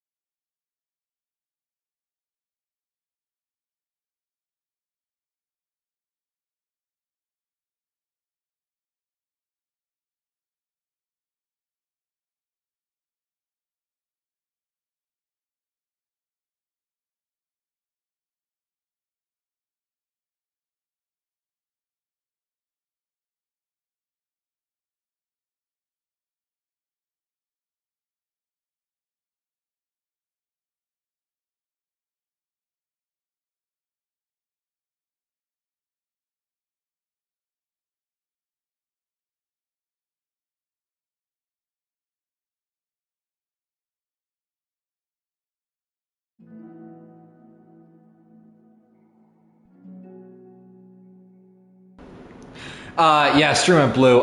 Sorry, I just had to take a break for a second because I recently got an Amazon delivery for something because I have a special stream coming out on Halloween, right? So I got a few things Halloween related, and I'm not gonna show you, right? Because I'm intentionally hiding it until Halloween, right? So I'm really looking forward to it, but one of the things I'm gonna show off is this. I don't know if you can see it. It's a hint of what I'm gonna do for Halloween, for the Halloween stream. This. If you know, you know. That's all I'm gonna show for a hint. It's so cool. All right, back to the game. So, she sits down at a desk and pulls out a sheet of paper primed to jot down her thoughts. Sayori has made a rabbit. I was just saying, made a rabbit. Pulled a rabbit out of a hat. Sayori has made a habit of scribbling her thoughts and feelings onto paper whenever possible, as it tends to serve as her best inspiration for poetry. My heart feels vacant because a ship sailed away. Yo? Iya. Natsuki. Natsuki pokes her head out from behind the closet door. Sorry, didn't mean to scare you. But it would have been a lot more awkward if I didn't say anything. Alright, there's the chat. Alright, stream is back. The stream is like a few minutes late. I'm like, I'm streaming now. You better catch up, stream. But it would have been a lot more awkward if I didn't say anything. I doubt you want me listening to your poetry thing. But yeah, I'm okay. Don't worry. The stream was just paused for a couple minutes because Halloween stream is coming very soon. And so far, it's very successful. I really want to show what I have planned, but I have something else coming for Amazon tomorrow. Oh no, I keep saying it's tomorrow. I have something coming on Monday, and as we know, Halloween's on Tuesday, so I can't wait for it. I doubt you want me to listen on your poetry thing. Yeah. Thanks for realizing that. Should I let you finish that up then? Oh, no it wasn't. I mean, I just do it whenever it's convenient. You're not interrupting. Where's Monika, by the way? Oh, she's out in the hallway. Huh? Why? Well, just in case she runs into Yuri. Sometimes Yuri's too nervous to come to the club room by herself, so... Oh. Jeez. Does Yuri really let things bother for her that long? She can't control her feelings. For some people, it's really hard to cope when you get a bad thought in your head. Maybe you can distract yourself for a little while, but as soon as it's just you and your thoughts again, it comes back. Nah. I just want us to have a normal club meeting. It's a lot easier to pretend like it never happened if we all just ignore it and move on. I don't want to be bothered by this. It's so stupid. Her opinion of me doesn't matter anyway. Besides, it makes me feel really guilty, and I hate that too. It's okay to have feelings. It doesn't make you weak. Nah. Let's figure this out together. Fine. Only because you're good at this stuff. Let's try to come up with a happy scene. Maybe that'll help us understand where your bad feelings are coming from. Well, I was happy the way things were before we had to have that conversation yesterday. What part of the conversation made you upset? Was it Yuri being mean about the manga? Maybe. I doubt it though. Probably is. Because my friends and other people make fun of manga all the time, but I just brush it off and ignore them. But something about it really got me this time, and I hate that I'm letting that happen. Is it because it came from Yuri? No? Why would that matter? I mean, well, maybe. I hate that she thinks she's so much better than me just because she likes to pretend to be all sophisticated. Yeah, that's what it is. These other people decide that they don't like me, or manga, or whatever. But Yuri acts like she's too good to even give it a chance. I'm sorry. Everyone deserves a chance. Everyone does. But not everyone deserves second chances. Yeah, exactly. Would you give Yuri's books a chance? Huh, after this? Obviously not. What about before this? Well, I would until I got bored, which wouldn't take very long. But if you actually kept an open mind, then it's not hard to realize that a story can be deep and meaningful without being needlessly complicated. I see. But, you know, I like Yuri's books. Yeah, but you like manga more, right? Sayori shakes her head. I like them both. I like them in different ways, but I like them both. I mean, the manga, it's really honest and fun and just easy to let go with. And the fantasy has a lot to interpret and uncover, and it's really rewarding to have some good quiet time together with it. But the most important thing is that both the manga and the fantasy are true to themselves. So I love them both. And I think there's room for both of them to be in the same club together. And I just feel like maybe they have more in common than you would think. That's fair. Once again, Sayori is a good president compared to MONIKA. Sayori's way better at this.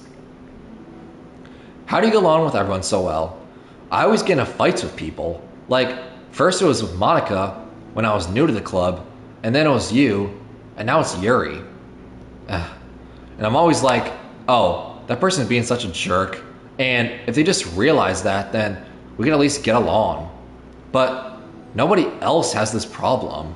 I just keep running away from the reality that everybody's just a jerk to me because nobody likes me. And I don't know why, and I don't know what to do about it. I don't know what's wrong with me. I hate it. Natsuki. Sayori puts a comforting hand on Natsuki's shoulder. You're a wonderful person. You deserve to be loved as much as everyone else. Everyone has different ways they like to communicate, you know? Everyone has different ways to communicate, you know, and sometimes it makes it harder for us to understand each other. I think that sometimes we get lucky and we make friends who are really good at the same kinds of communication, and it feels like you magically connect with them. But other times, even if both parties are really nice, it's easy for them to misunderstand each other or to get the communication wrong. It's something that Yuri struggles with a lot. It can be really hard. It takes a lot of reflection and self-awareness. The name of this one is reflection and vulnerability. I'm bad at that one.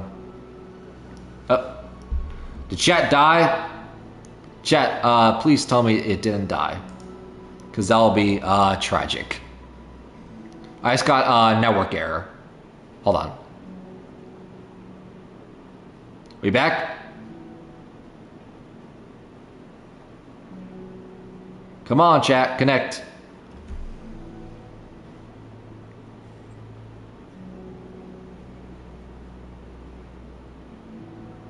Sorry for the pause.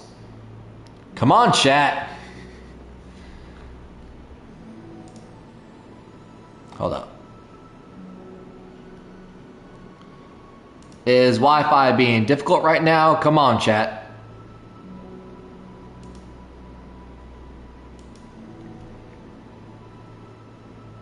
Chat, are we still going or what?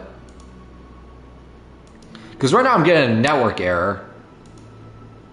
So let me see.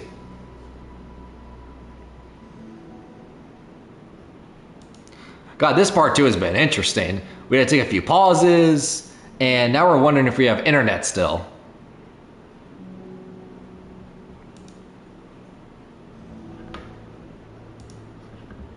Are we back, chat? And if we are, then this is awkward for a couple minutes. But I want to make sure we're good before we continue.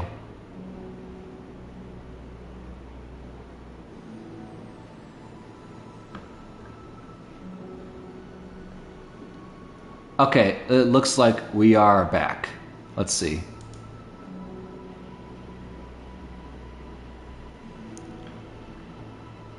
Right? Are we back, chat? Okay, it looks like we are. Okay, yep, that was me. Okay, we're back. Sorry about that. I don't know what happened. Twitch was just being weird when it comes to Wi-Fi, so fun. Anyway, I'm bad at that one. Vulnerability. I always have to be the strongest. What do you mean? Tell me about that part of you.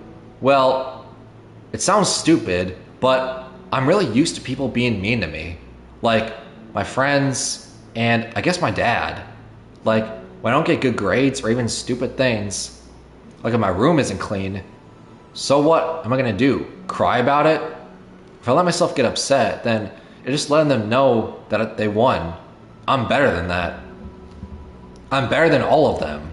So things always have to be everyone else's fault. It feels like if something else goes wrong, and there's even a tiny hint that it might be my fault, then it's just, I get really angry and I find ways to blame everything else instead. Do you see yourself as better than Yuri? If I said that, then I would just sound really full of myself. No, our thoughts and our feelings are two different things. Even if we don't like our feelings, we have to understand them if we want to begin, right? If we don't like our feelings, we have to understand them if we want to learn more about themselves. That's a part of vulnerability, you know? Accepting that we have feelings that we don't like. I hate that. My feelings make me a bad person because my feelings just want to tell me that I'm so much better than her. That's just a judgmental know-it-all who's snuck in her edgy phase and that I'm just way above that garbage. But I'm terrible for feeling that way. You're not terrible. You're not your feelings. But you are not your feelings. Say that to yourself. Out loud. Fine. I am not my feelings. The way I like to picture it is that those feelings are like your roommate. You live in the same house and you gotta see each other every day. And if you ignore each other, most of the time, you're gonna run into each other every now and then, and it's gonna make you feel like poop. So the other option is to get to know each other. You can communicate and learn from each other, and maybe even help each other charge for it. You can communicate and learn from each other, and maybe even help each other change for the better. Does that help you understand? So, this is interesting, right? Sarah's saying all this really good, knowledgeable stuff about, feelings, emotion, knowing yourself, knowing your emotions, all this stuff. But this is the same person in the main game that didn't want to come out with their depression, didn't want to share it, and felt like their entire depression was, feeling like a burden on other people. But they know all this stuff about the difference between emotions and feelings. It's weird. How do you know so much about this stuff? Once again, game, me, know each other a lot. We have the same mind, think alike. I just have a roommate that can be really hard to get along with, called depression. Again, straight minds think alike. Depression? But you're like the happiest person I know. I am not my feelings. I want to be a good person like you. Aw, you little sweetheart. We're all good people. You and Yuri and MONIKA. And I think Yuri eventually will learn from about you. Natsuki remained silent, feeling a little overwhelmed. Despite Sayori's kind reassurance, a complicated mixture of pain and sadness seems to fill her as though flowing from a wound inside her. Was it a result of her vulnerability? No, it wasn't. As though she was inflicted a wound after becoming vulnerable. It was as though she began to rediscover an old wound, one that can't simply be bandaged and left alone any longer.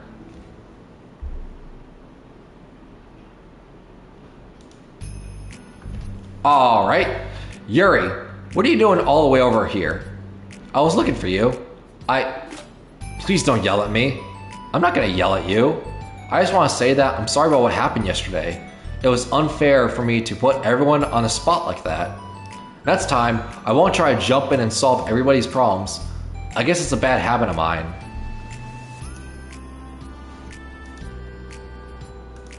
Sorry, just 1 second. Let's only take a second.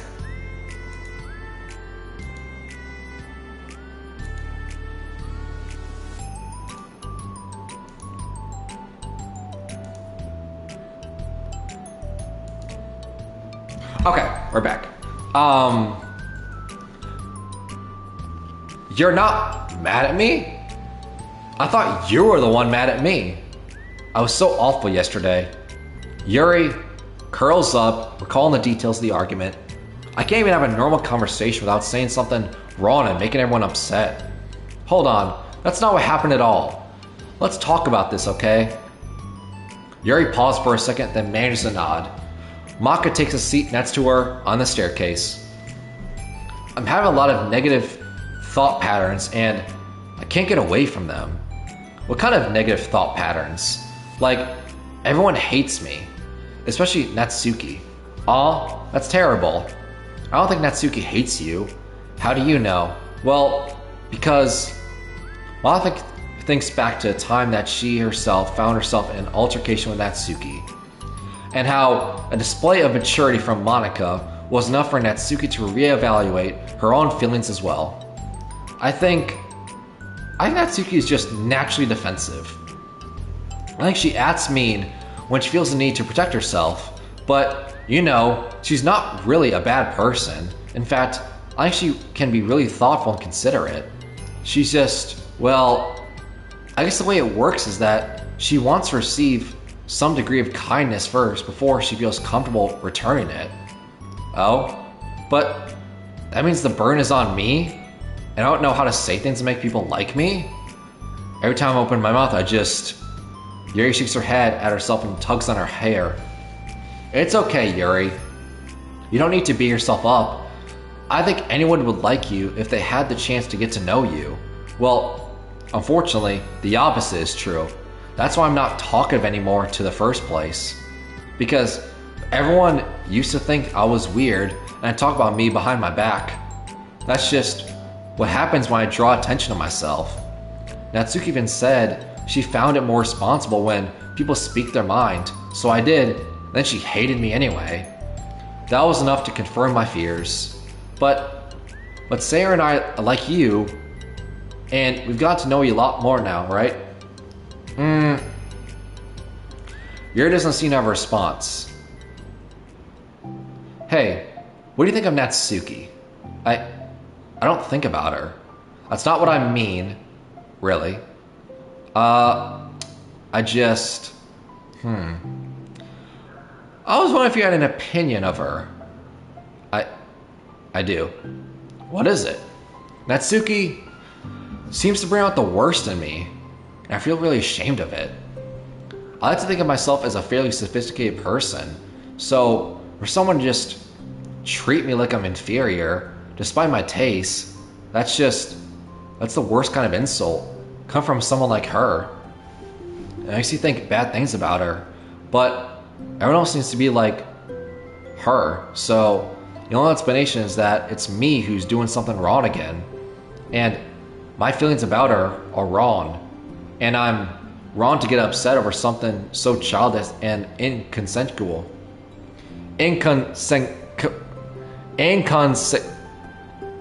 That word. I can't say it. No, Yuri. Feelings are never wrong. Well, they're not right. That's the thing.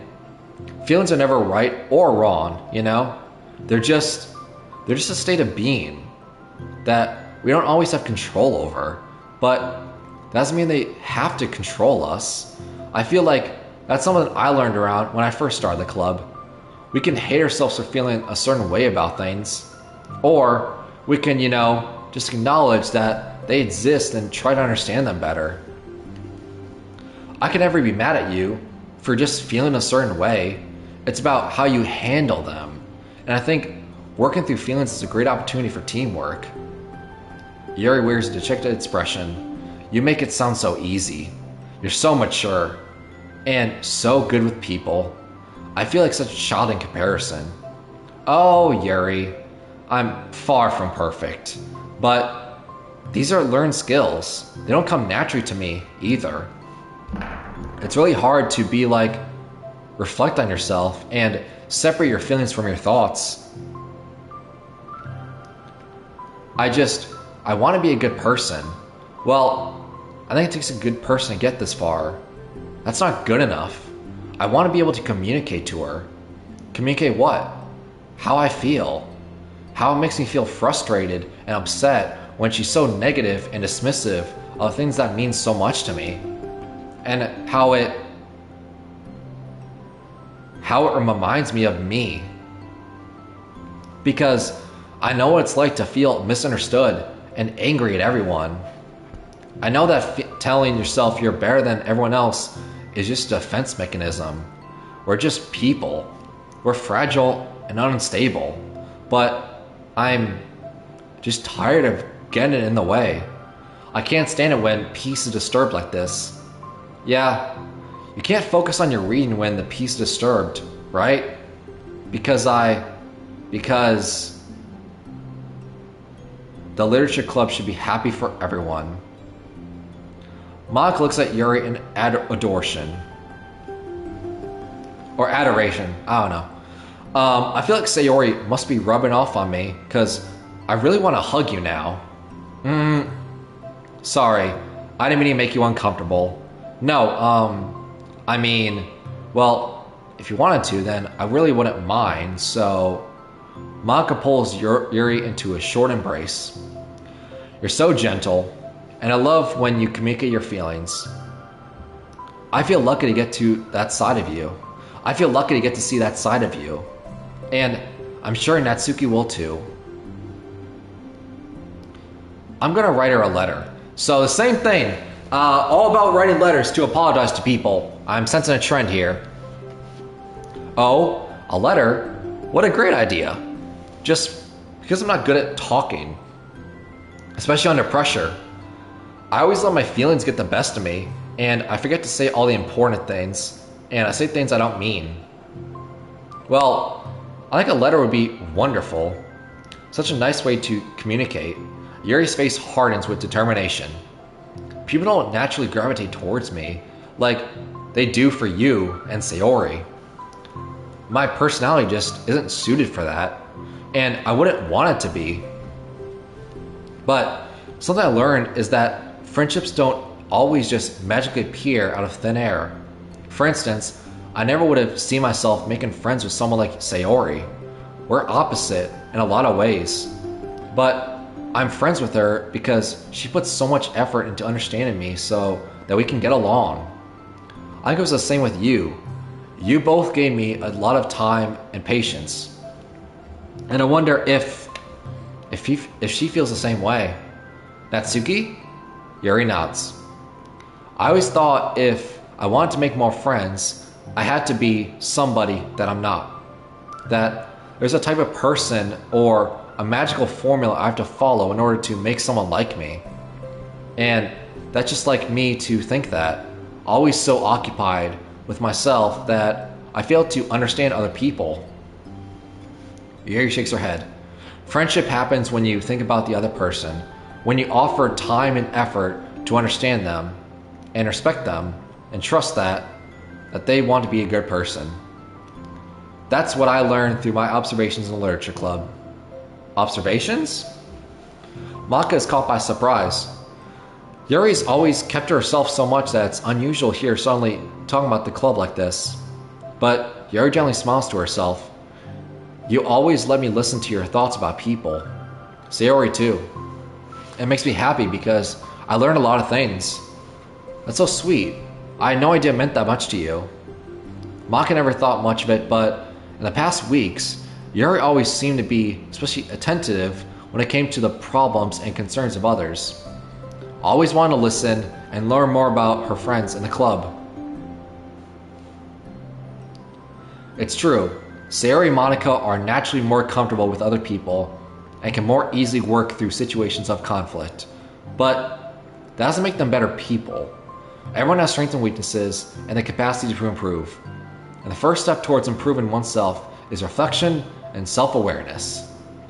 Isn't that the final one, self-awareness? I don't know. I think. Keep moving.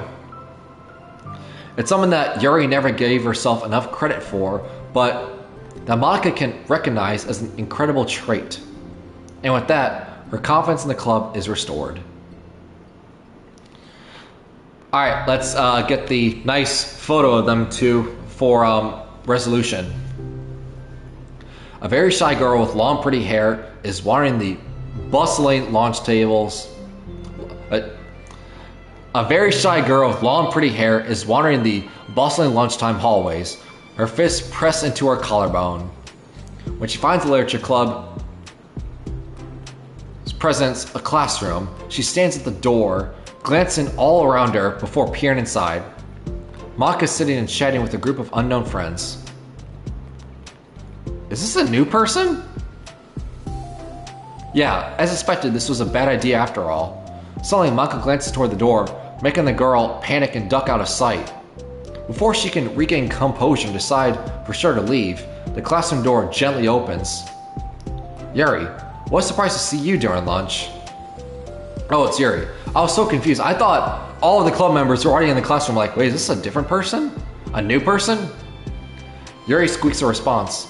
Please help me. What? Is everything okay? Yuri shakes her head. I don't know how to write letters. Thank goodness. I thought there was some kind of emergency.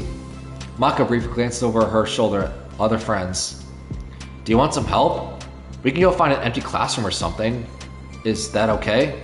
I feel bad taking you away from your friends. It's totally fine, I promise. We weren't doing anything really. One sec. Monika trots back into the classroom and says something like, I gotta go to her friends, and grabs a pen off her desk before returning to Yuri. Okay, let's find somewhere quiet. Yuri nods and follows Monika as the two of them set off. How are you today? Huh? Me? Well, yes. Oh gosh, sorry, I was just caught off guard. I'm doing well today, just tired. Just never seem to get enough sleep during the week. How come? Oh, I don't know. I think I'm just easily distracted. I get really sucked into things and start neglecting the time. Me too. I do that too. Huh. Hey, this classroom is empty, let's go in here. After peering inside, Monika opens a classroom door and the two of them enter. Man, this one's taking a long time. Because you still have to get the resolution of them making up. So, great. Yuri's moment of relaxation ends. She watches as Monika pulls two chairs up to the same desk, then obeys as Monika beckons her to take a seat. She stares down at the empty desk. You nervous? I don't want to do this. We don't have to. We can come up with something else. Yuri shakes her head. It's my chance to do something good. I need to take initiative. Gosh, you must be really determined. I know how hard it is to step out of your comfort zone. I'll be sure to encourage you. Yuri pushes through anxiety and grabs a handful of lined paper from her notebook. Then she picks up her pen. Okay. Hey, you're left-handed. That's neat. Huh? Yeah. Now, I don't have to worry about bumping your arm. Monika playfully rubs her shoulder against Yuri's. Sorry, I'm just being silly, I guess. Anyway, how about we start listing the different things you want to say to her? Yuri thinks. I feel embarrassed all of a sudden. It's okay. How about some of the things you said to me yesterday? But, never mind, guess I'll try. Yuri thinks for a moment longer, her attention evident. Then she writes the word reflection. This is about my reflection on our behavior. The key question is why we act like this towards each other, but I've been able to separately be friends with Sayori and Monika. That's me. Yes, it is. So, Yuri thinks. I've been able to befriend the two of you because you've taken the time to understand my needs and respect my interests. The same goes for Natsuki too.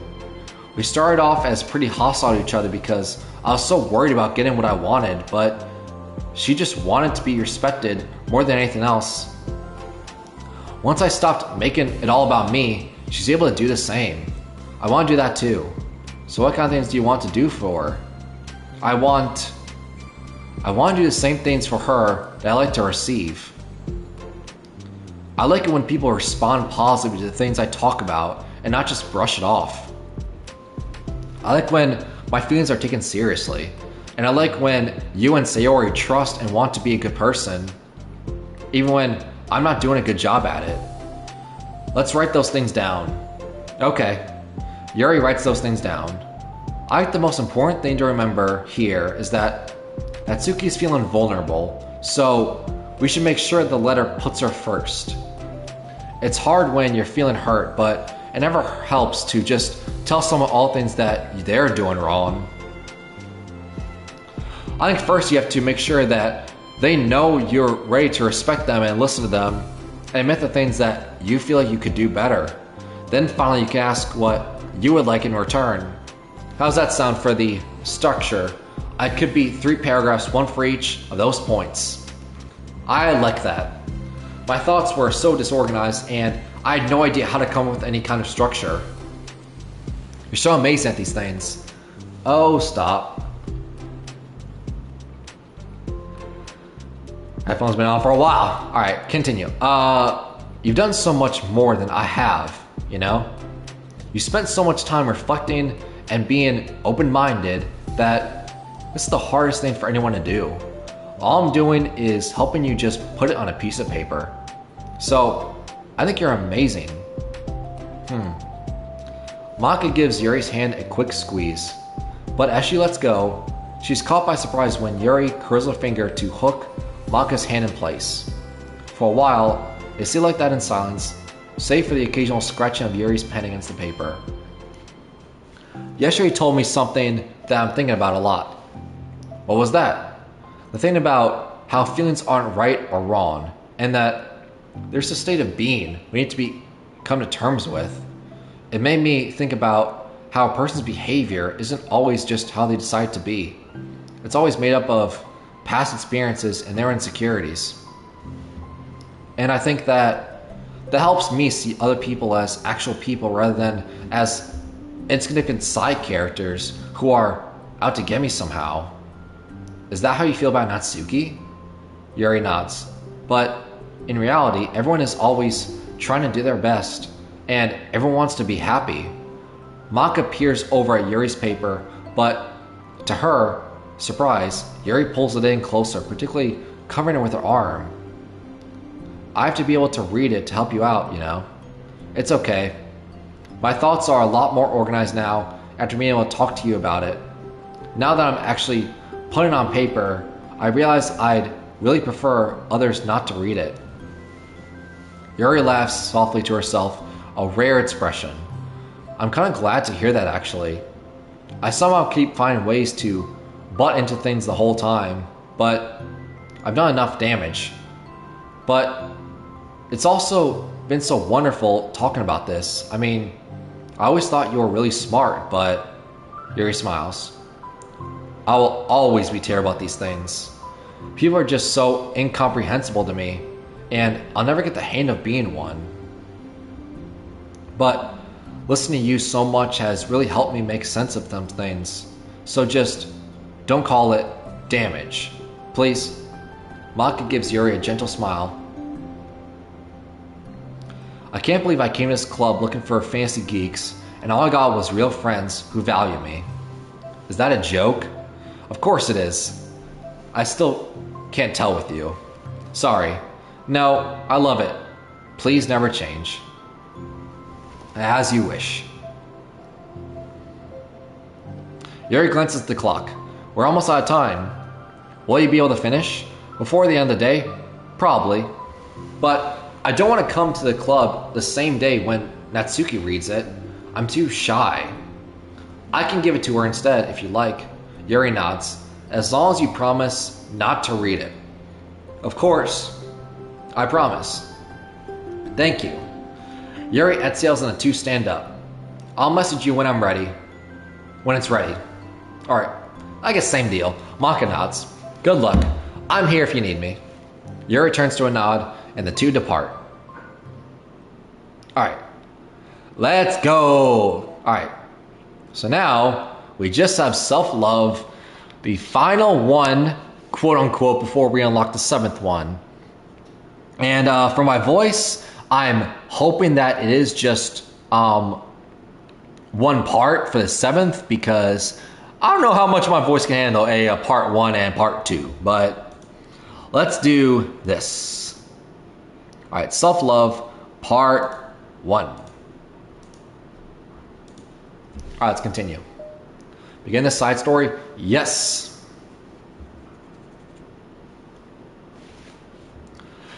It's only been 1 day since Yuri's letter was delivered to Natsuki with Monika's help. Because Yuri chose not to attend the club meeting that day, she and Natsuki haven't faced each other since. Although it's only lunchtime, Yuri finds herself anxiously counting the hours until she will need to face the outcome of her efforts, whether good or bad. And because the passing by of students was making her feel even more anxious, Yuri picked out the most secluded spot she could find to spend her lunch. Because this staircase is under maintenance, no student would have any reason for coming here. It's such a relaxing feeling to have a moment of solitude in the middle of a frantic school day.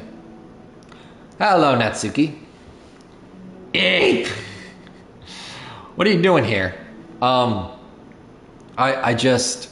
Yuri grips her book with enough force to wrinkle the pages beneath the pressure of her thumbs.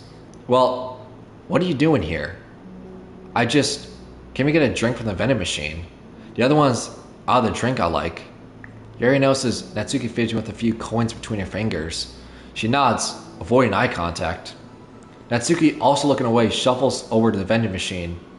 It's so quiet that every one of their movements seem to reverberate through the entire stairwell.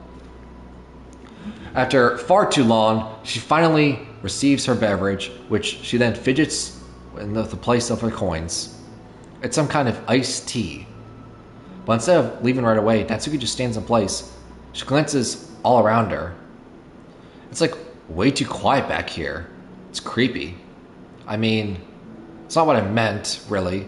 I mean, it's totally cool that it's your thing or whatever. Like, I can see how it suits you, so... Not because I think you're creepy or something. I didn't mean that either. You know, I'm just gonna stop talking. That seems like a good idea. It's okay. Everything is okay. Yuri finds herself attempting some words of comfort after hearing Natsuki stammer herself into dejection. Seemingly in response, Natsuki approaches the base of the stairwell and hesitantly sits herself down near Yuri. Well, I can leave if you want. Yuri shakes her head. Natsuki twists the cap off and drinks and takes a sip. Despite receiving Yuri's gentle permission, Natsuki doesn't say anything more. Yuri continues to read, or at least pretends to do so. And the two just sit there for a long time. The tension seems to fade away a little bit as time passes. Even without any words, this seems to mean at least something, though it's not clear what that may be. Lunch ends more quickly than expected. Natsuki is the first to stand up with her empty drink bottle. Are you coming today? To the club? Yuri nods. I'm sorry for being so awkward. I'm really bad about talking about this stuff. I can't for some reason. I don't know why. But I want to. Eventually. There's no rush. I promise. Thanks.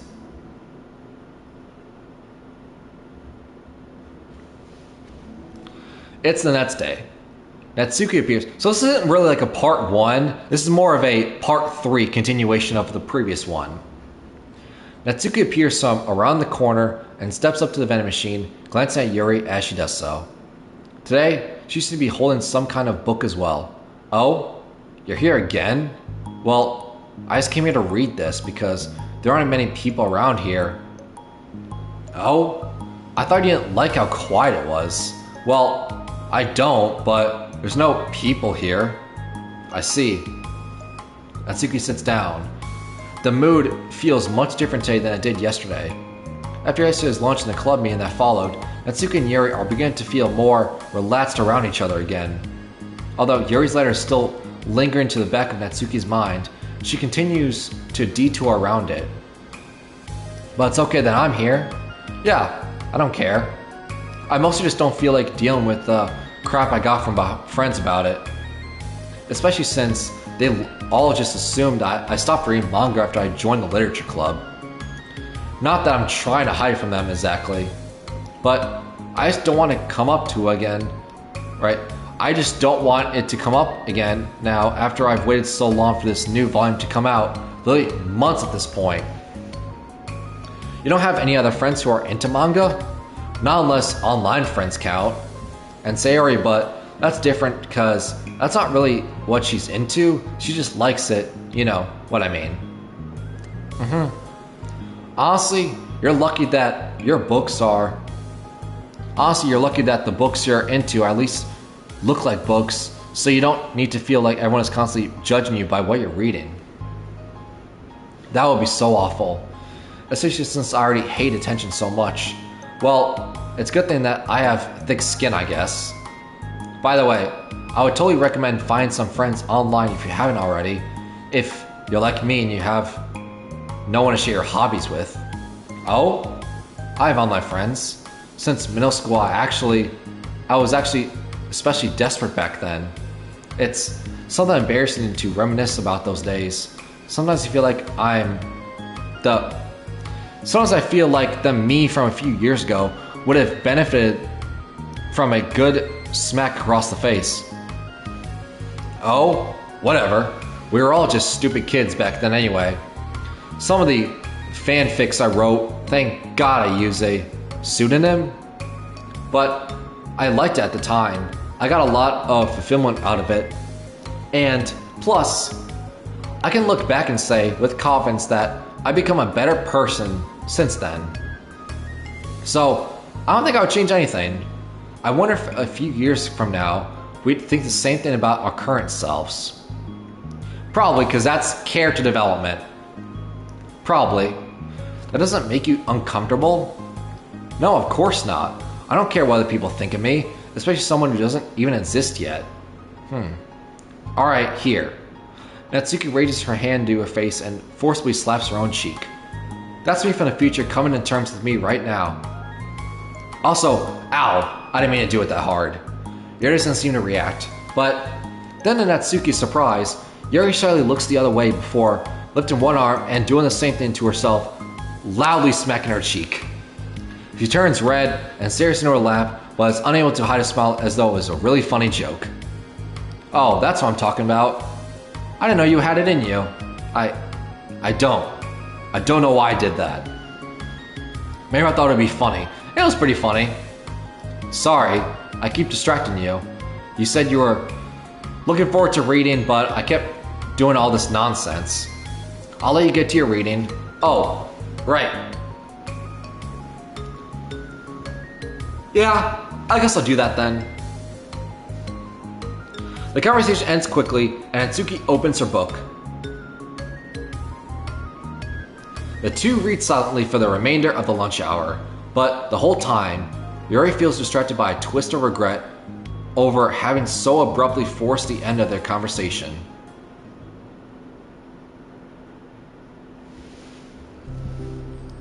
You're back! Yeah. Oh. Yeah, I'm here to lay low again. Sorry, another day has passed. During lunchtime, Natsuki finds herself having wandered the stairwell once more. Hey, did you buy that? Natsuki quickly notices a bottle of iced tea on the staircase where she normally sits. Yuri nods, avoiding eye contact. What? Like for me? But, you know I was coming today. What if I didn't show up? Well, I would have drank it myself, I guess. It was a stupid thing to do. No, it wasn't stupid. I just thought... Never mind. What I meant to say is thank you. And that it really is a nice gesture. It is. That is a nice gesture. It's sweet. This is cute. Sorry, I can't say cute in front of Natsuki. I don't know. It's okay if you don't feel that way. I do. It was the other things that I didn't mean. I swear, please believe me. Yuri pauses, then nods. talking is hard. I get it. Run a lot too. So I believe you. Natsuki exhales in relief. She then sits down next to Yuri and takes the drink. Knowing Yuri, she was probably overthinking it so much that Natsuki's tepid response filled her with self-doubt. I'll do something nice for you next time.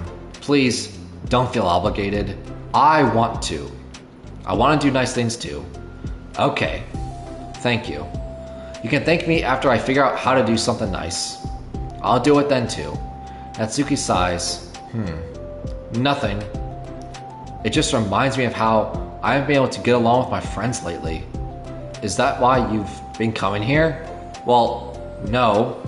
Not exactly. I haven't been avoiding them on purpose or anything. There are just other things I'd rather be doing during lunch today.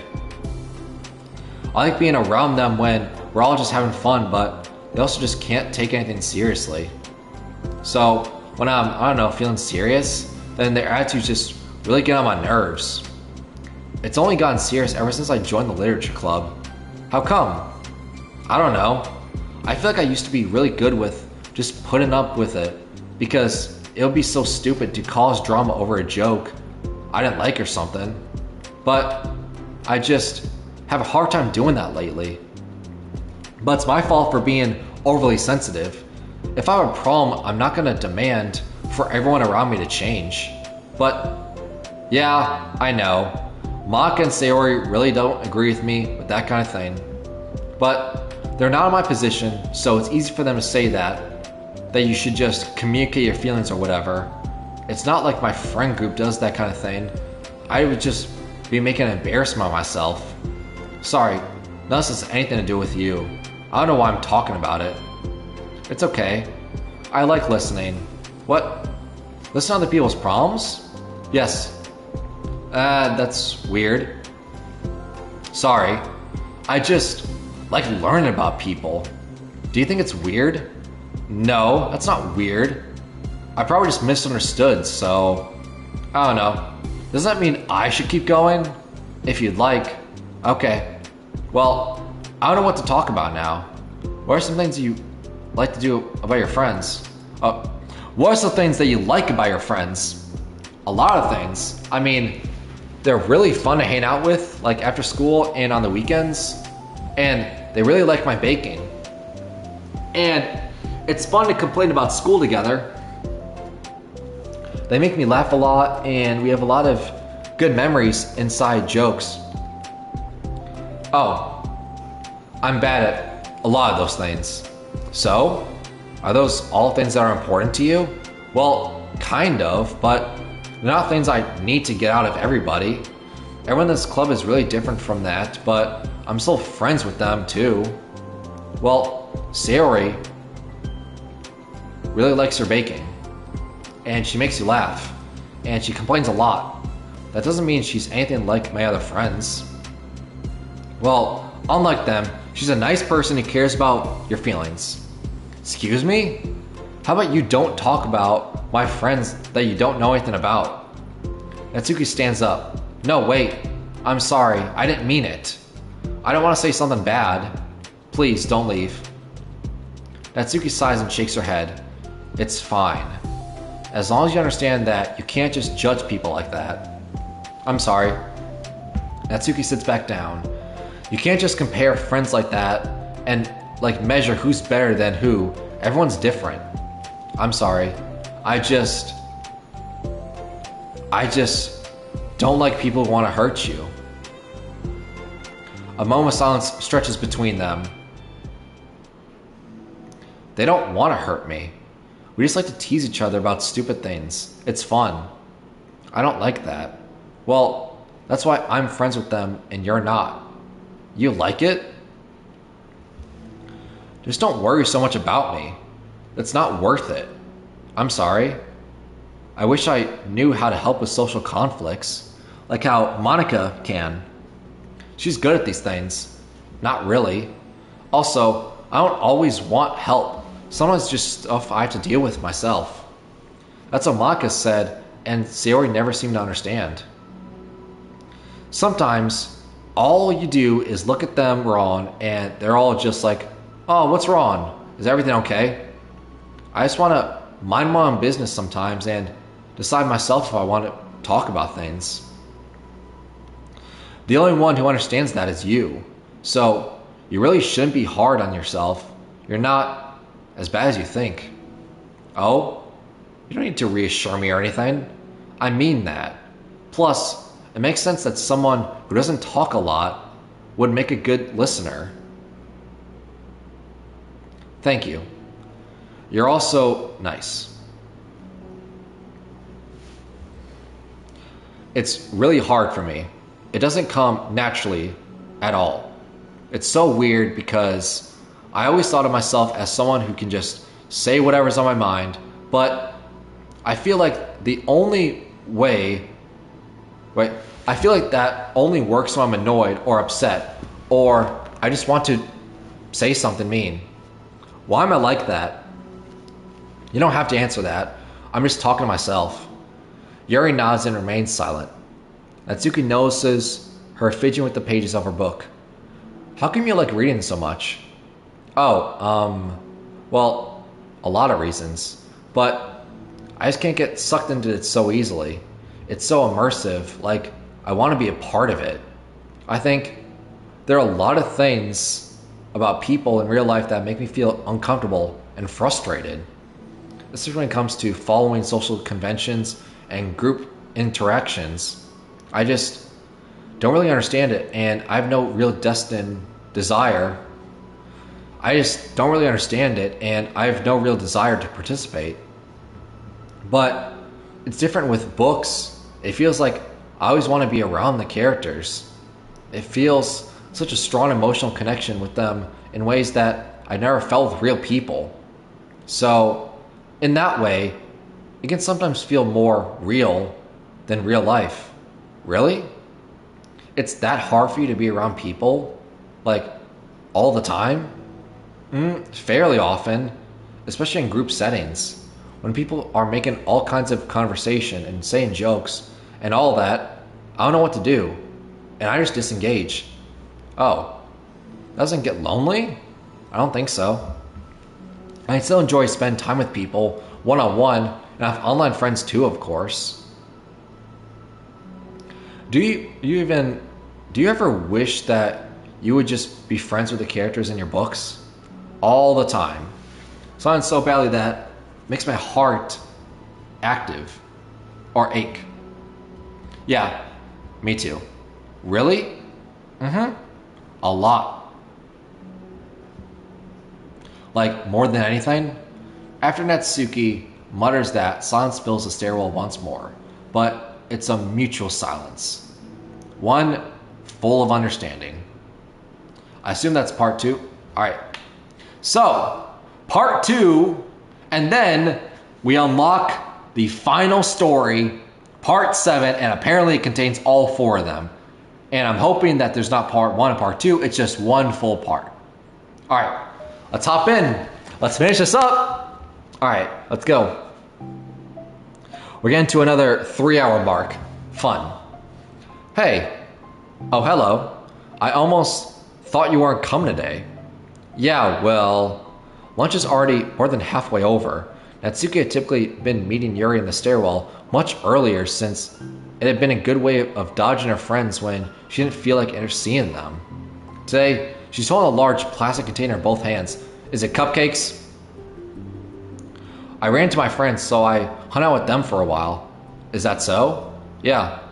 I was in a good mood today, so I figured I should. I hadn't seen them in a while, which I had to come up with an excuse for, but I expected that. Plus, I have way more of these than I know what to do with, so I figured I would share them with them too. As she sits down, Natsuki opens the lid of her container. You made cupcakes? You know it. It's been a while at this point, so I figured it was about time again. You can take one if you want. Yuri takes a cupcake and carefully twirls it between her fingers.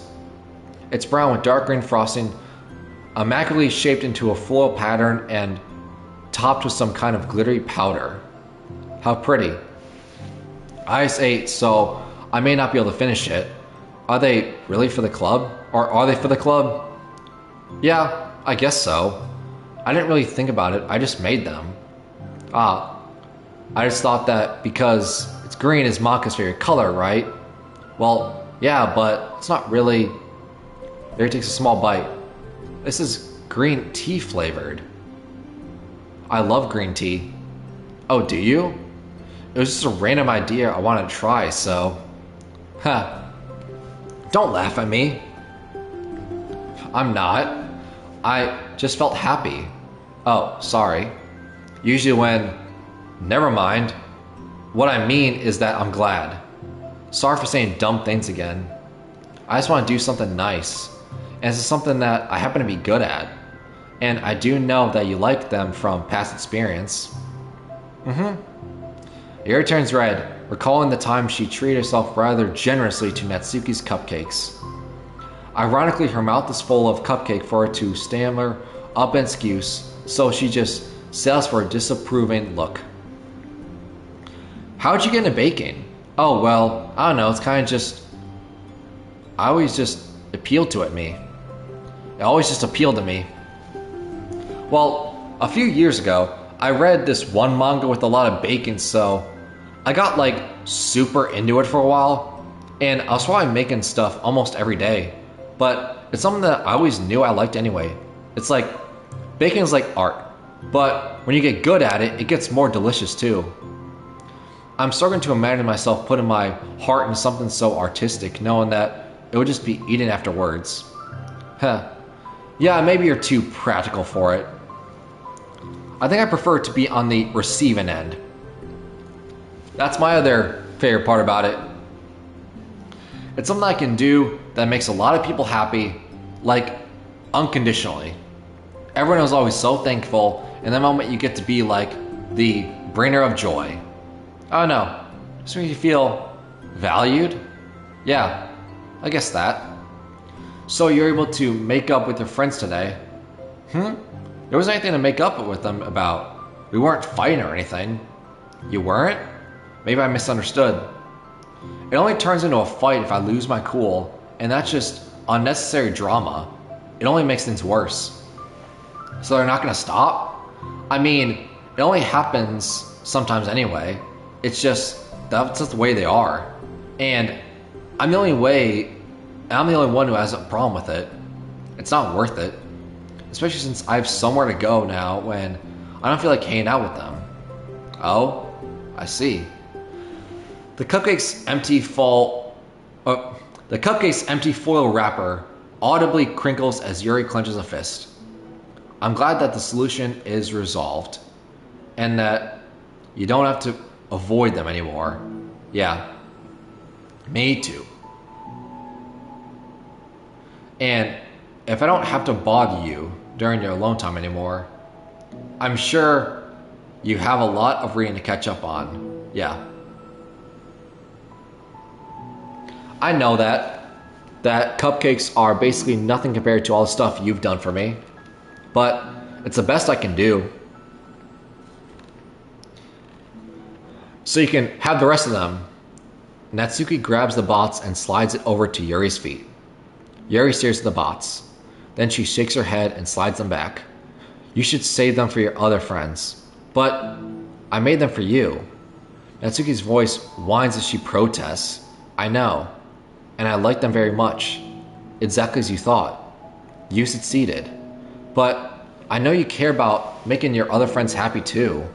And if this is the way you know how to do it, then I'm not going to take it away from you. No, they were for making you happy. You make me happy.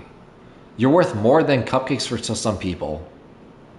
That's why they want to spend time with you and be your friend. Without warning, tears pour from Natsuki's eyes. She pulls her knees to her chest and starts sobbing in her arms. Natsuki? I'm such a bad person. Yuri stammers, feeling panicked. I didn't mean to say something bad.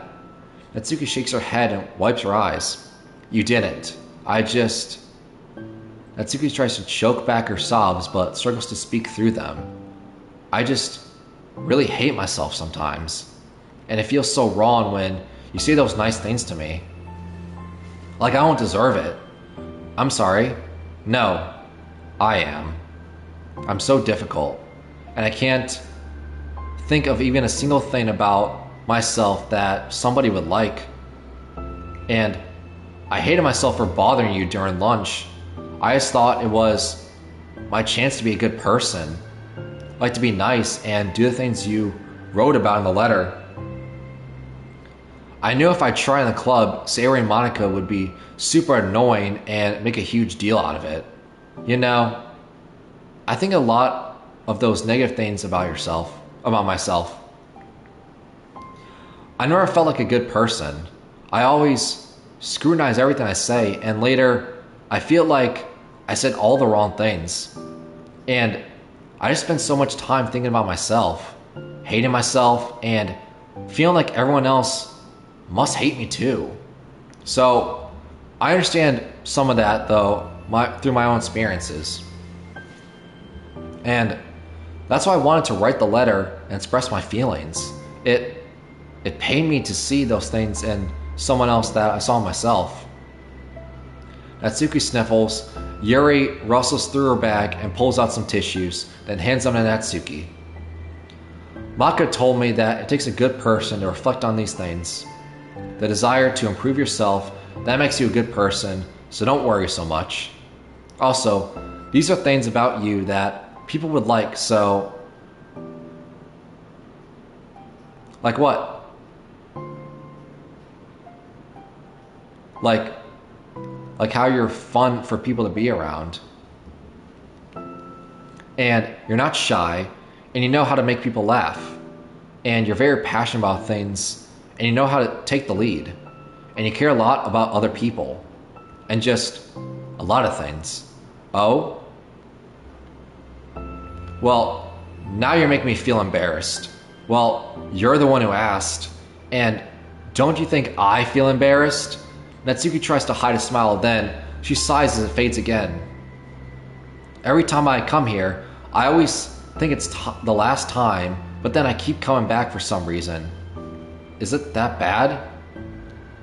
Just really confusing. I mean, my friends and I go way back, so ditching them all the time feels like, I don't know, feels like what? Natsuki's voice gets quiet. Maybe I'm scared that they'll get mad at me. I really don't know what to do. She pauses. Yuri stares into the distance, tracing her eyes along the patterns of the floor while she thinks to herself. What would you do so, hypothetically, if your friends were happy for you instead of mad at you? Happy for what? Happy that your new club is making you happy. Well, that's just not a fair hypothetical. Natsuki says that, but with little confidence in her voice. I always told myself that I don't rely on the approval of others to be happy.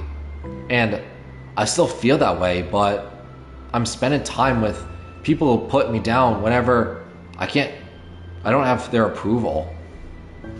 That's probably what's making me feel so confused. Because I'm threatened out of the things that should make me happy. So no matter what, it's like I have to be unhappy to be happy. It's making my head hurt. That must make it really difficult to feel comfortable with yourself. Being made to feel like you're wrong just for being the person you are. It really goes against everything I believe in, doesn't it? It goes against the kind of person I want to be. I'm fed up with it. I'm fed up with a lot of things. Natsuki presses her palms into her forehead and shakes her head. I know what's best for me, but I keep convincing myself out of it. It's so much easier to be comfortably unhappy than it is to do something scary. To do what? You know, to end it. With them? Natsuki nods. I didn't think you were actively considering that as an option. I wasn't, until recently. It's just one of those things where, like, it's been a certain way for so long that you just get used to it. Like, so much of you has gone into it, so much that it feels like it's just how your life is. And throwing away is like throwing away such a big part of your life. It makes me feel sick to think about. That's just really scary. It's terrifying. What are you scared of? I don't know. A lot of things. Like being alone. Not having anyone to talk to or hang out with. Not being able to replace what I have with them. And I don't want them to hate me. And I'm scared they'll hurt me for going against them. Physically?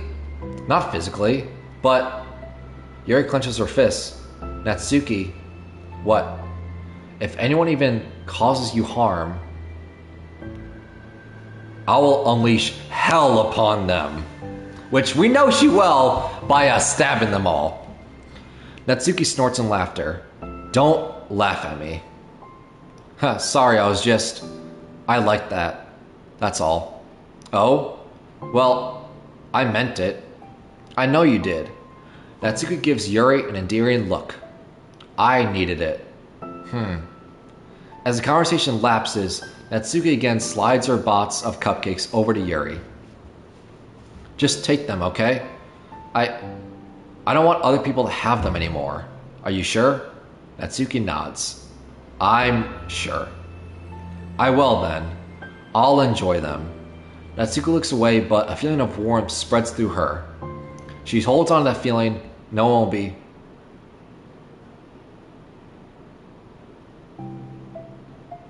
Ah, you're here first today.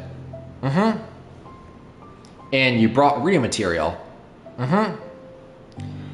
Natsuki's sitting in her usual spot, this time holding a volume of manga while her lunch sits beside her. Yuri sits down as well and opens her new book. It sucks when a good series has to come to an end. Like, it's such a big part of your life, and then one day there's just nothing here, or nothing left. It makes you feel so empty. Unfortunately, I'm about to experience that myself. I'm in the last book of this series. That sucks. But there's something so satisfying about letting a story conclude. I don't know if I'd want it to go on forever. Maybe. But there's some things that I wish would. On the other hand, have you ever read something that overstayed its welcome? Yeah, definitely. I can think of at least one thing I've read that got pretty unbearable like halfway through, and the ending really sucked. So it sucks when something good has to end, but it also sucks when they just keep inventing more plot until you don't like it anymore. I guess it sucks either way. Well, that's the nature of all things. They come to an end. True fact to life, the two fall silent. They slowly eat while making their way through their respective reading material. It's that Natsuki doesn't seem to be touching her food at all. You don't go out during the weekends, right? Excuse me? Like with friends at the mall or downtown or whatever. I'm not a total shut-in, you know? Oh, my bad for making assumptions. Well, I'm sure I go less often than other people like you and the others in the club. I don't really meet with friends and arbitrarily spend time like that. I'm usually meeting with my board game group. It doesn't matter, it's just more nerdy stuff. Why do you ask anyway?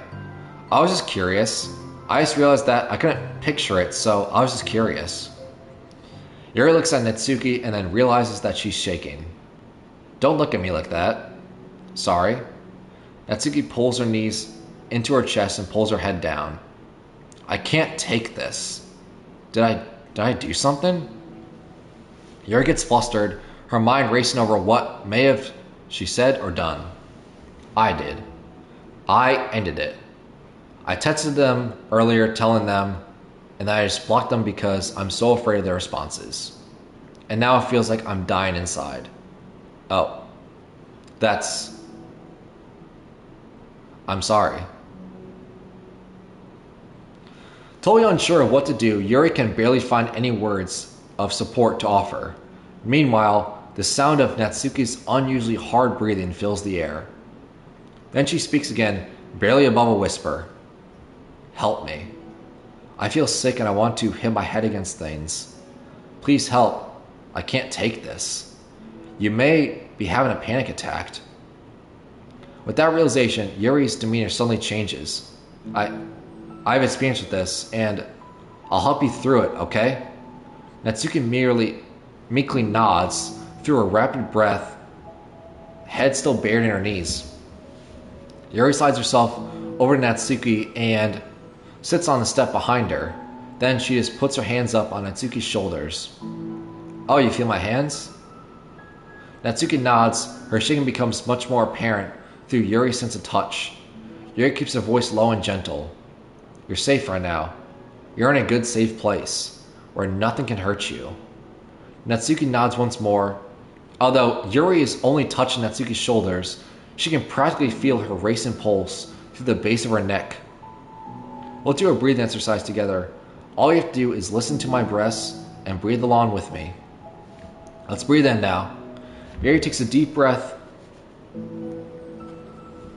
Beneath her hands, she feels Natsuki's shoulders rise as Natsuki takes a breath of her own, trying to mimic Yuri. They exhale together, although Natsuki's breath shakes on the way out. That's good. Let's keep going. Yuri breathes in once more, and Natsuki joins her. They continue like for a few more cycles while Yuri closely monitors. Eventually, Yuri feels Natsuki rest more of her weight into Yuri's palms. Let's focus on the physical world. All you have to do is focus on the feeling of your breasts going in and out, and the weight of my hands on your shoulders.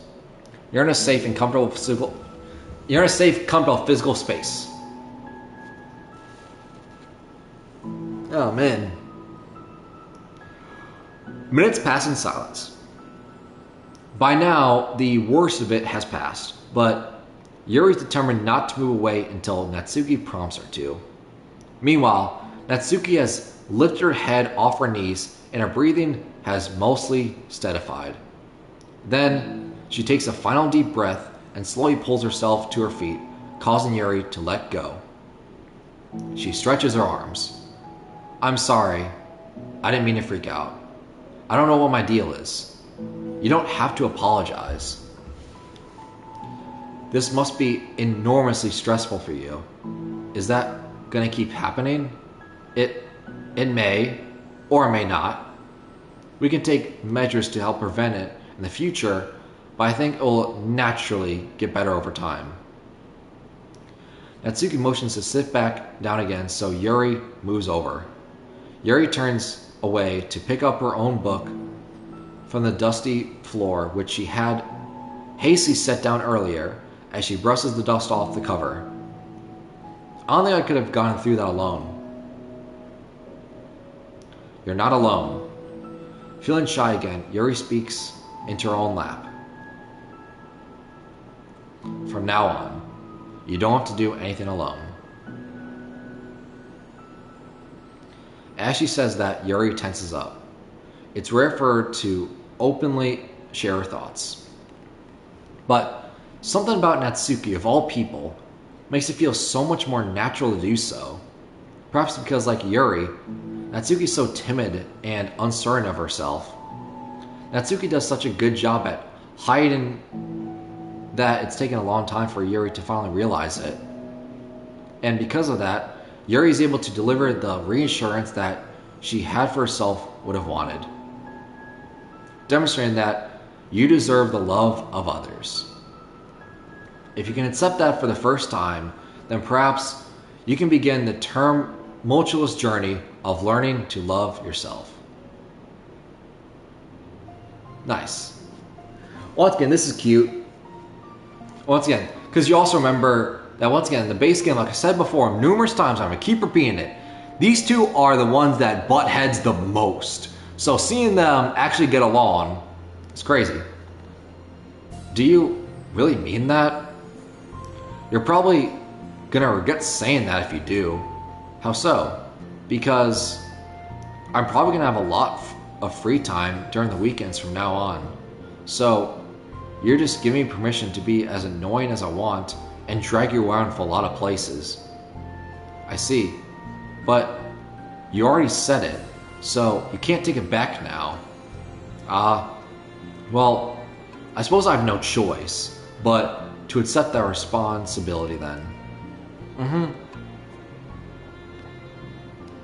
I know a good ice cream place. Oh?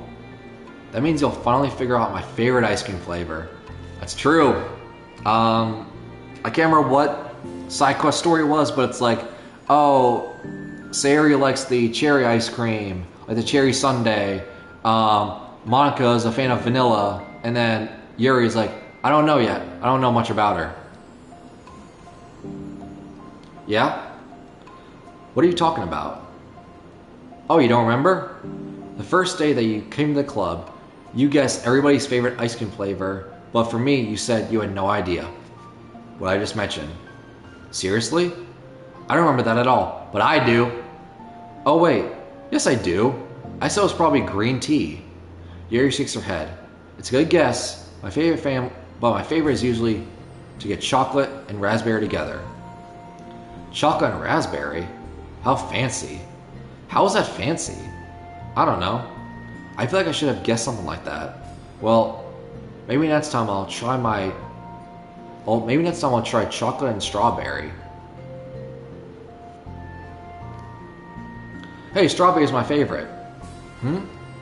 What a coincidence. I think it helps to have something to look forward to. I still have the sick feeling in my stomach, but it's easier now to convince myself that I did the right thing. Is there anything better I should be doing? No, not that I know of. There's nothing that will make this easy for me. And you already did more than I thought anyone could. Come to think of it, we never talked about the letter you wrote. But I feel like we're way past that at this point. I don't even know what to talk about. Except that I think it helped me understand my needs a little better. The way that I like to be treated. And the kinds of friends that I want to have. That's why I wanted to start coming here in the first place. Even though I was so scared of causing more problems. I thought it was a coincidence that you ran into me here initially. Oh, well, not exactly. What do you mean? Nothing? I may have tracked you down at first, with the help of Sayori, as you do. But you said I was shy, okay? I wasn't ready to, whatever, you know what I'm saying. Well, I guess I'm glad that you worked up to the courage. Even if it was in your own way. I can tell that you've been making a lot of different decisions. It's brave, and it'll make things better in the long run. I think anyone would be proud of you for it. Anyone? You mean, you? Yes, like me. You know, I could get used to this. As long as you don't tease me too much. Fine. Just a little then. That's fine. I know how uncertain everything feels to you right now, but I really do think that good things are in store. Those are my honest feelings. Thanks. It feels nice to be reassured. The two girls continue their conversation through the remainder of lunch, but a new feeling hangs in the air, a feeling of greater certainty in their path forward. In just a few hours, there will be another literature club meeting where the 4 club members will happily spend time together. Each of them, all with their own special qualities, have something unique that they can deliver to one another. Through friendship and literature, the club members will continue to grow and find new happiness together. The end of each chapter to the start of the next. Yuri thinks to herself, since she's about to finish her long-running series, it'll be best to have a new book lined up. Perhaps this weekend would be a good time to visit the bookstore. Together. Is this it? Alright, side stories equals, here we go! Here we go, everybody. At long last, at 5-6 hours of doing this, we are finally at the final side story. Equals, it's all 4 of them, and there's no part 1, part 2, it's just one. All right, this is it. This is the end of Doki as we know it. All right, equals. Are you ready to say goodbye to these characters? All right, begin this story. This is it. Okay, everyone. We're going to be taking a break from the usual activities today. I was thinking since people are starting to talk about the festival, it's a good time for us to go over the general direction of the club and all that. I think it'll help us figure out what to do for the festival, you know? Oh, Sayori. Oh, Sarah and I already came up with a really good plan. Really? For the festival? Are we actually gonna see it? Because as we know, the festival, it's kind of a lie, because everyone dies and you just see just MONIKA at the desk. Yeah, so the plan is this, okay? You and Yuri collect information ahead of time on which clubs and classes are doing food booths. Then, we take a map and plan the most efficient route so we can get the most of them before lines get too long. Hey, that has nothing to do with the club. Well, you have to let me finish. Alright, fine, go ahead. Right. So basically, we get all the food we can, then we come back here and all eat together. That's all. Wow, I got tricked twice by the same joke. Boo. Don't be a hater. It's not like you can come with anything better. Look, even Yuri was thinking about it. No, I wasn't. I would really prefer to do something literature related. We can eat together anytime. The festival is a unique opportunity. Besides, it's been quite a while since we've seen any new interest in the club. Yeah, I was thinking the same thing. We really get a shot at showing people what the literature club is all about. I'll tell you what, we can do both, right? We'll make time for your food mission and still put together a public event. Oh my gosh, yes. I was just joking, but that's a really good idea. Well, I'm glad that's settled. I think the question is how to come up with an event that demonstrates everything you can get out of the literature club.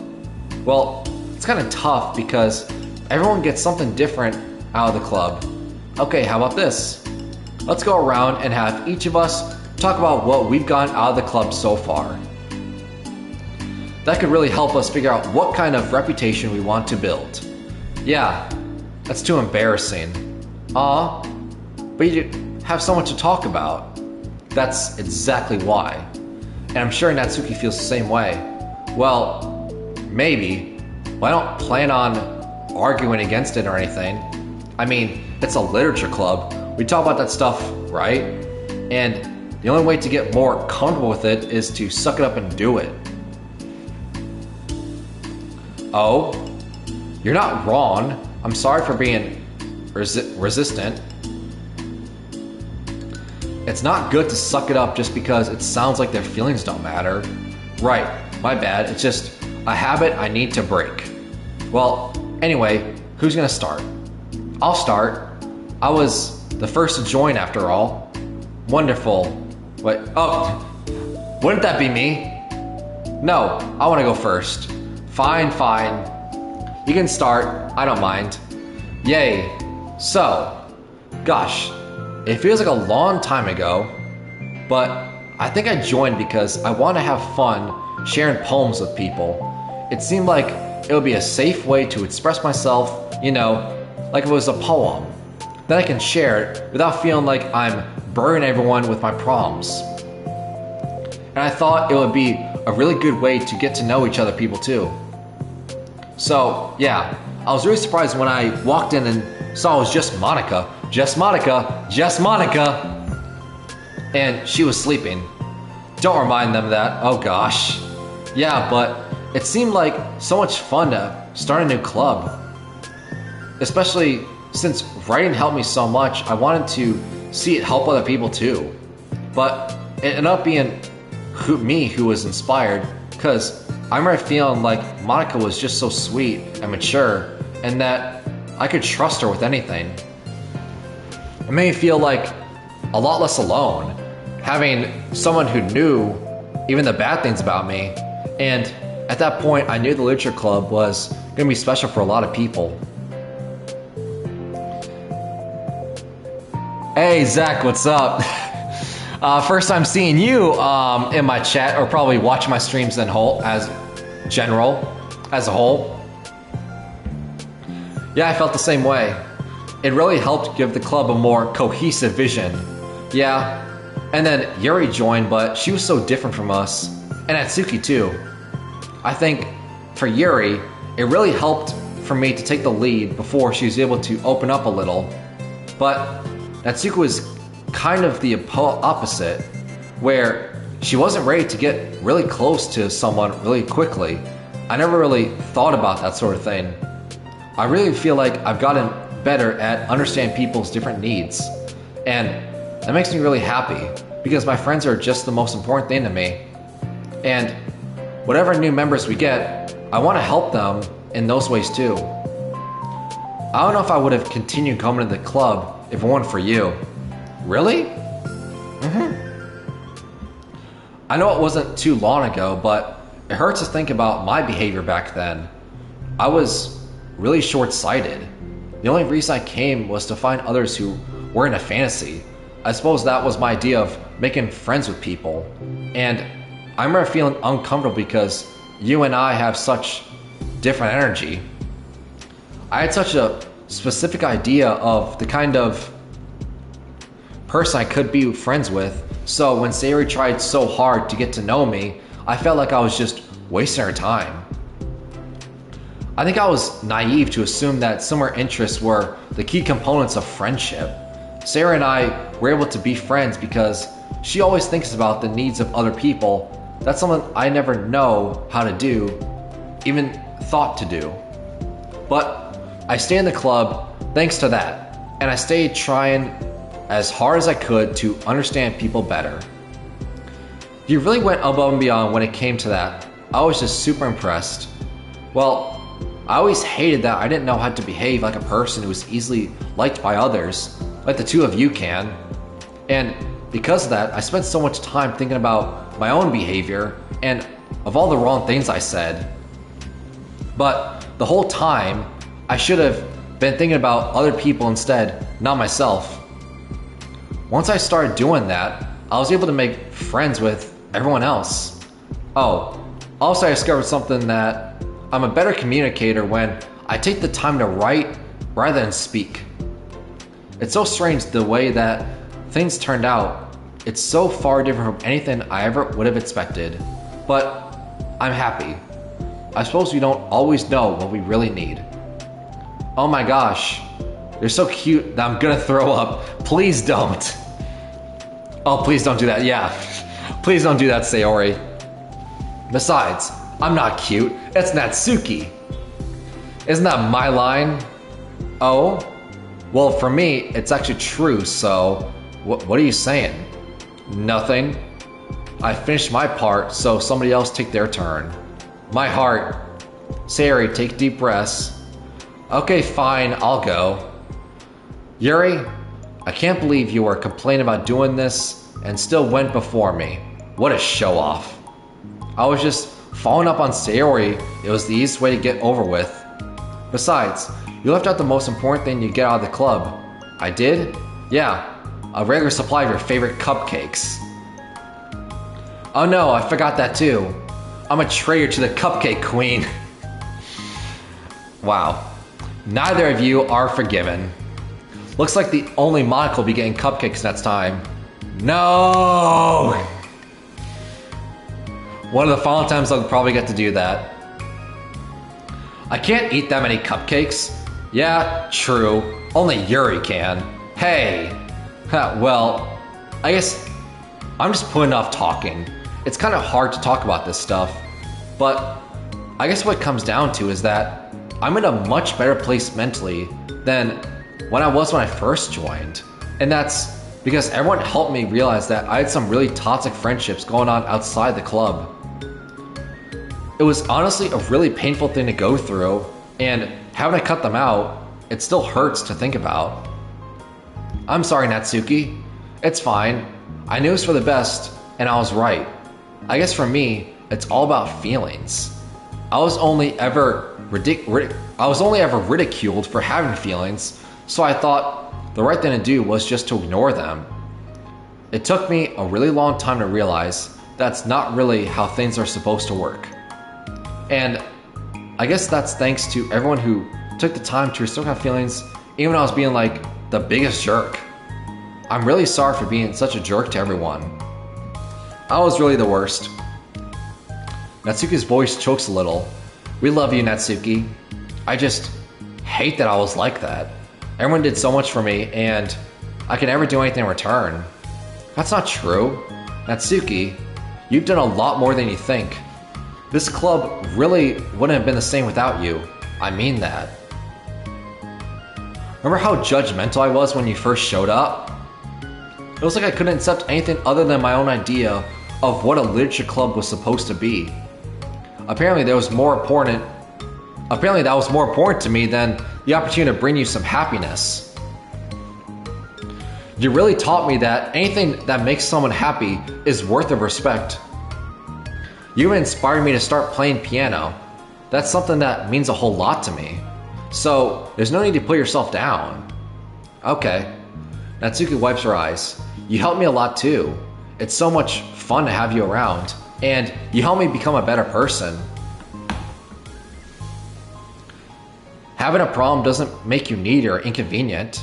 It means that there's something that needs to be better for you, and you always deserve that. I agree. Seeing us have some of the same struggles made a better person as well. I wouldn't want to change anything about our time here. I don't think any of us would. I'm sorry I got all dramatic again. That's all I want to say, so Monika can go now. There's no need to apologize. It's something I want to talk about anyway because it made a big difference for me. I was always such a strict perfectionist who never took enough time to believe in the best of other people. But everyone kept proving me wrong. I made the mistake multiple times thinking that my way was the best way for everyone. Once again, dictatorship. Burn the manga. Or thinking that I was needed to solve other people's problems. But I think being a leader means that you have to acknowledge that you're not perfect and that the best thing you can do is to help guide people rather than to do everything for them. We're all good people. We're all equals.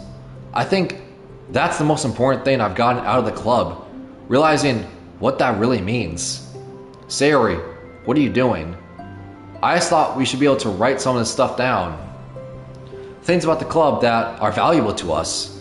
With a piece of chalk in her hand, Sayori writes the word trust on the chalkboard. It's because you showed me that I could trust you with everything about me, not just my good side. Suddenly, Yuri takes a piece of chalk as well. She writes understanding. So I assumed they were just writing the stories they were part of, because understanding was all about Yuri, Sayori was all about trust. I assume that's what they're doing. So it's all coming together in a collage. I owe a lot of gratitude to everyone who took the time to understand me, even though it was so difficult for me to express myself. In that case, Monika takes a piece of chalk as well and writes the word respect, which was Monika and Natsuki. I always thought I was a respectful person, but it took the club for me to realize that there's more to it than I thought, and I'm a better person because of it. I have another one. Sayori writes balance. Yeah, that's what they're doing. They're writing all the story names. Balance was Sayori and Natsuki? I think. Sometimes people want different things out of a friendship, yeah. Or they need time before they really ready to become close. So it's important to keep things balanced between you and the other person. That reminds me, the final one was Natsuki and Yuri. Reflection. Yuri writes reflection.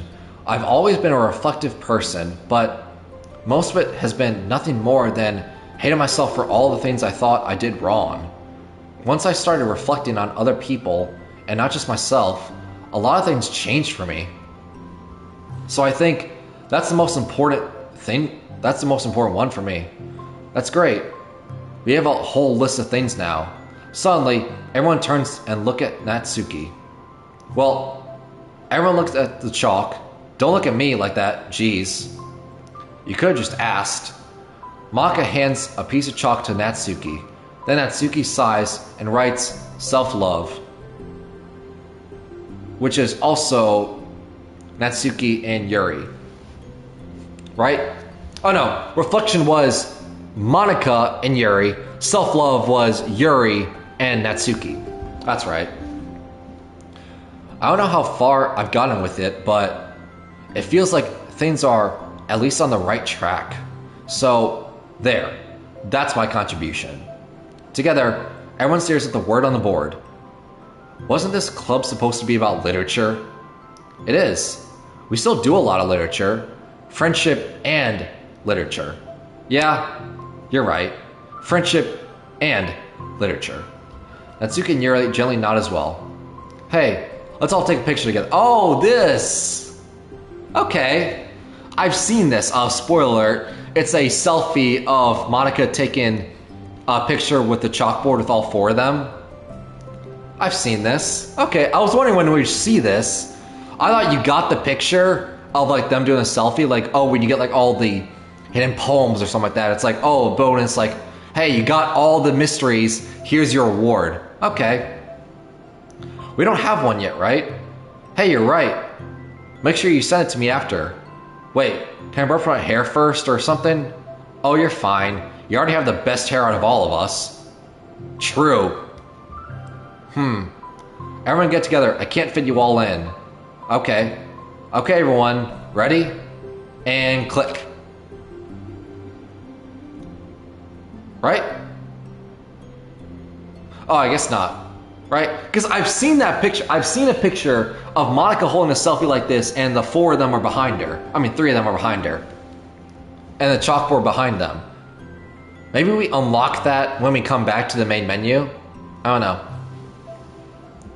I'm really glad we talked about this stuff. It's easy to forget how far we come with only 4 members. Yeah, I have so many happy thoughts right now. I'm getting some really good inspiration for a poem. You know, I feel the same way. I kind of want to get some writing done. Me too. I think I would like that as well. Natsuki? Everyone's looking at me again. I'll do it too. But I might not feel like sharing it yet. That's okay. The 4 members of the literature club disperse and return to their desk, each equip themselves with a pen. Natsuki and Yuri give each other a quick glance and start writing immediately. Sayori stretches and then does the same. But Monika is left tapping her pen against the paper, unsure of where to start. Just move your hand. Monika mouths to herself. Right the way into your heart. Her mind full of thoughts, memories, and inspiration, Monika navigates past her mental barriers and begins to write. Doesn't matter what, just that it's something new. Game's glitching? What's going on? Or is that the end? That feels like the end, right? That feels like the end of this. Let's see. That feels like an ending. Oh yeah, it is. Huh. Okay, well, that's it for all the side stories. God, that was the shortest one. Thank God. I wish all of them were around that time, because I would have been able to do this all in one episode, all in one stream. But you know what? We got what we came here for. Nice. It's like a remix version of like the main menu music. Alright, but we're not done streaming yet. We're almost done. But I want to see the emails, the hidden poems. any other secret stuff we got, because I'm sure we unlocked some secret stuff now that we beat this. Right? I'm sure there's secret stuff. And then that's when we're gonna end stream.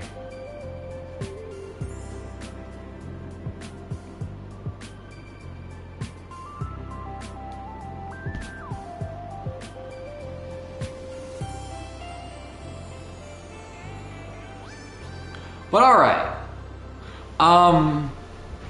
I guess give my final thoughts on this game, because I feel like this is a good point to do that.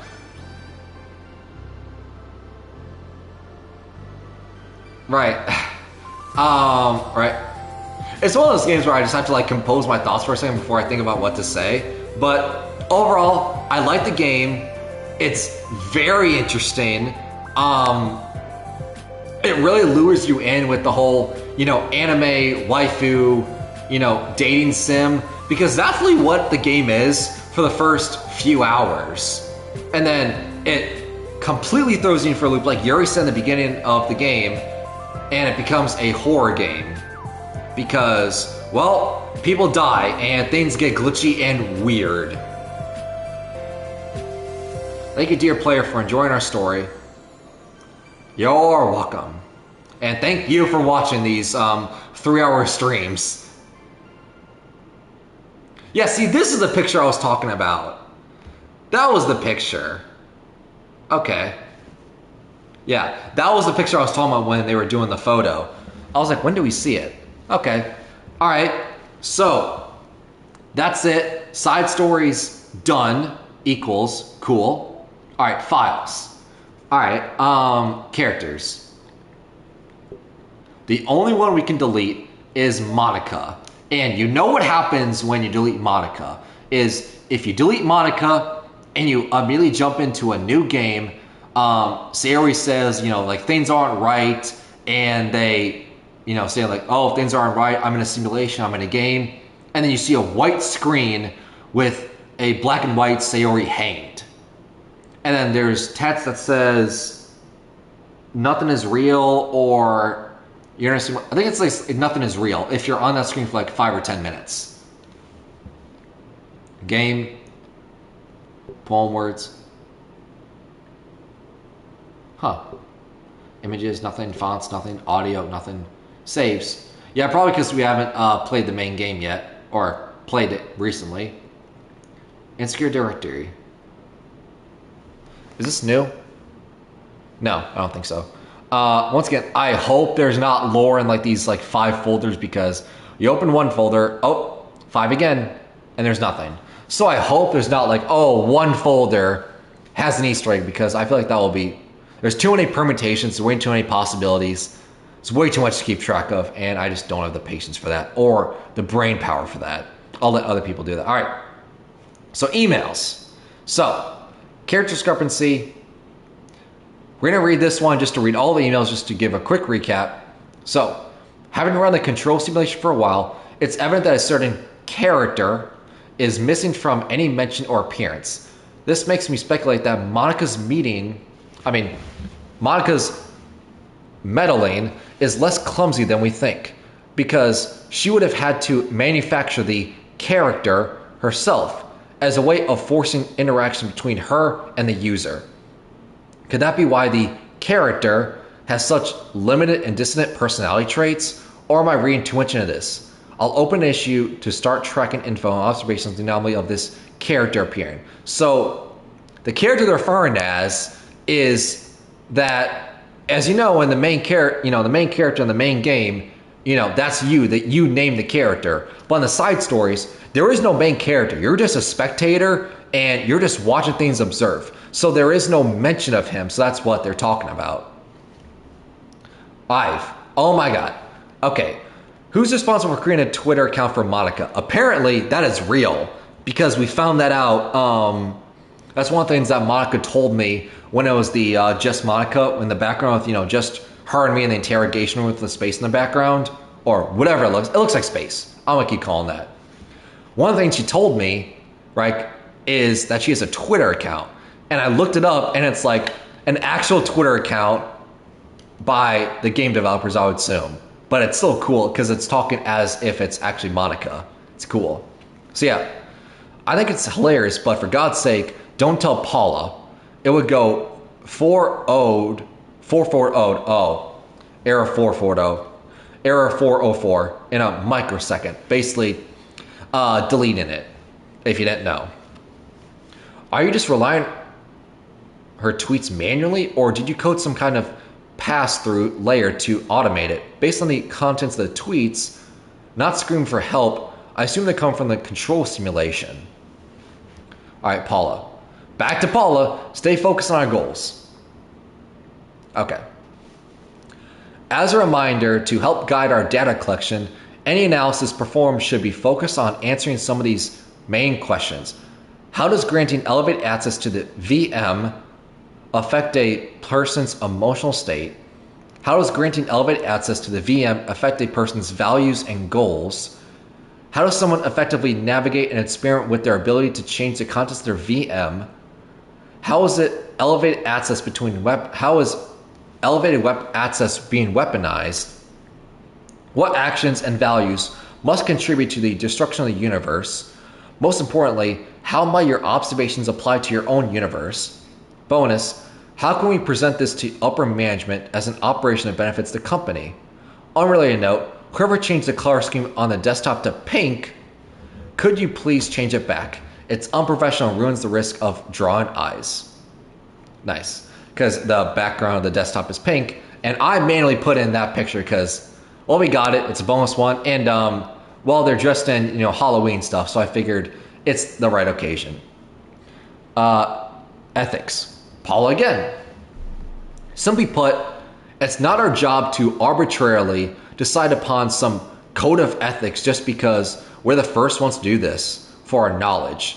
That's the government's job to figure out. Long after we made enough headway for it to no longer to apply to us. It's fundamentally flawed to apply ethical reason to this anyway, because humanity's code of ethics is based upon nothing more than our knowledge and understanding of life forms similar to ourselves. We don't have ethics for killing bacteria or plants, only for creatures that we can convincingly project our emotions onto. The humans in our VMs operate completely differently from us on a fundamental level, and therefore should not be taken any more seriously than a machine that's programmed to print "I feel sad." We're engineers, not philosophers. So, I assume that's talking about the main game and saying like, oh, these characters are like, sad, depressed, are, very self-aware, how depressed, have, prone to like cutting themselves and like very real human things. You just have to remind, oh, these are not real people. It's all a simulation. That's just what I took from it. All right. Issues caused by unprotected memory. Has anyone evaluated the side effects that might be caused by sharing a memory pool between multiple VMs? Rather than allocating them separately, I'm looking at some of the files VM1 is generating, and I'm finding some information that definitely shouldn't be here. I haven't seen any evidence that it's actually affecting inside the VM itself, so I don't think this is a priority, but it's something worth noting. My best guess is that memory being free from VM2 isn't getting zeroed out, which technically gives VM1 access to it. All the info I have will go into this issue tracker, but I wanted to check if anyone else has known something else along these times.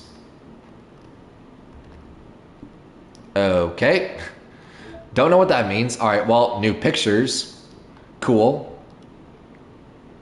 Right? We're missing one picture. Nice. Sad. Right? We're missing one picture. How do we get this picture?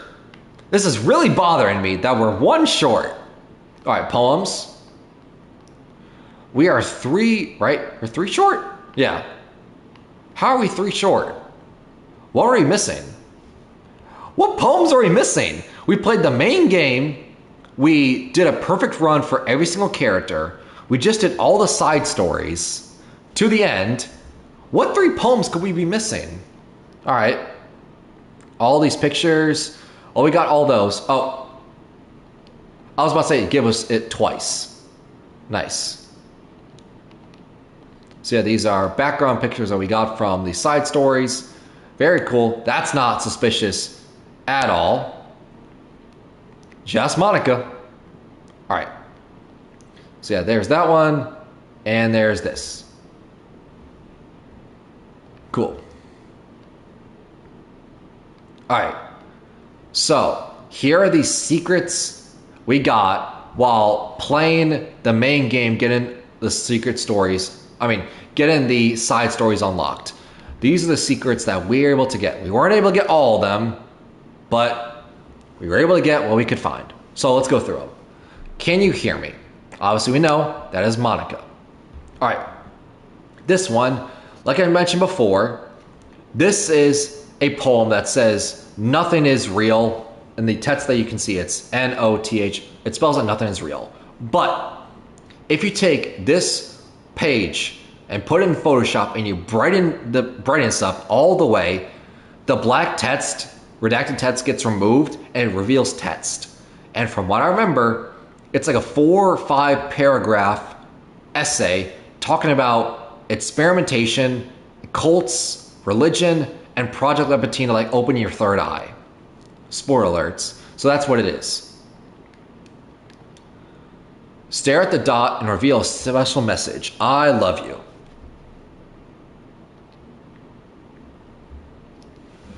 A joke.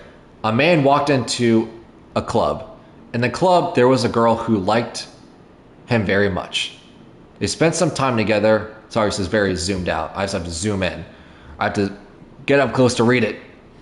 They spent some time together, and then she liked him even more. One day, the girl realized that she was in love with him. Before disaster could happen, a third party intervened with their programming. Suddenly, the girl hated herself for being in love. This contradiction caused the script to derail. The universe started to collapse, but she killed herself just in time. So after even more, the girl realized she was in love with them. Before disaster, a third party intervened with her programming. Suddenly the girl hated herself being in love. This contradiction caused her to fail and killed herself this time. So, is that Yuri?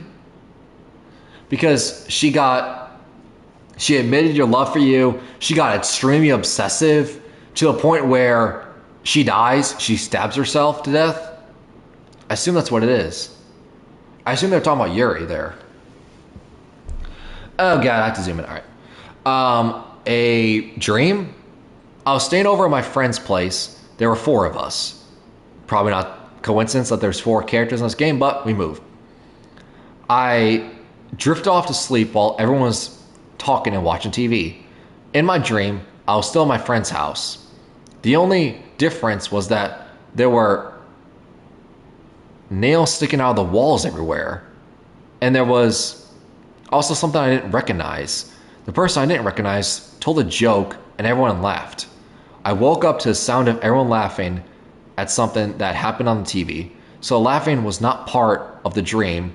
It was a noise that woke me up. I wonder who the person was and how they knew how to tell a joke at that moment.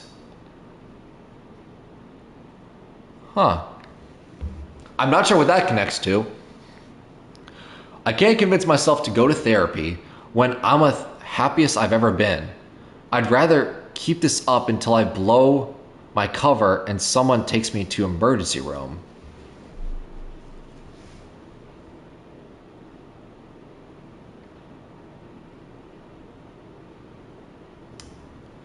Therapy, happiest I've ever been. Is that Sayori? Because that's the character we asked about. Oh, you should go to therapy and you should get professional help because of your depression. And they keep saying they were happy because they want to make others happy. Right? That's Sayori talking? A dream. Again. I was wandering an abandoned warehouse at night. I was lost. Looking for an exit. I just wanted to go home. I came upon an empty room. Its ceiling and walls beyond the deep blackness. My Steps were quick in order to hurry to the other side or to a wall, anything. Suddenly, the ground was no longer beneath my feet. I stepped onto a hole of indeterminate width. I fell for a good 5 seconds before crashing into warm water. Figuring out which way was up, I surfaced myself. The air was humid, and the sounds of my splashing reverberated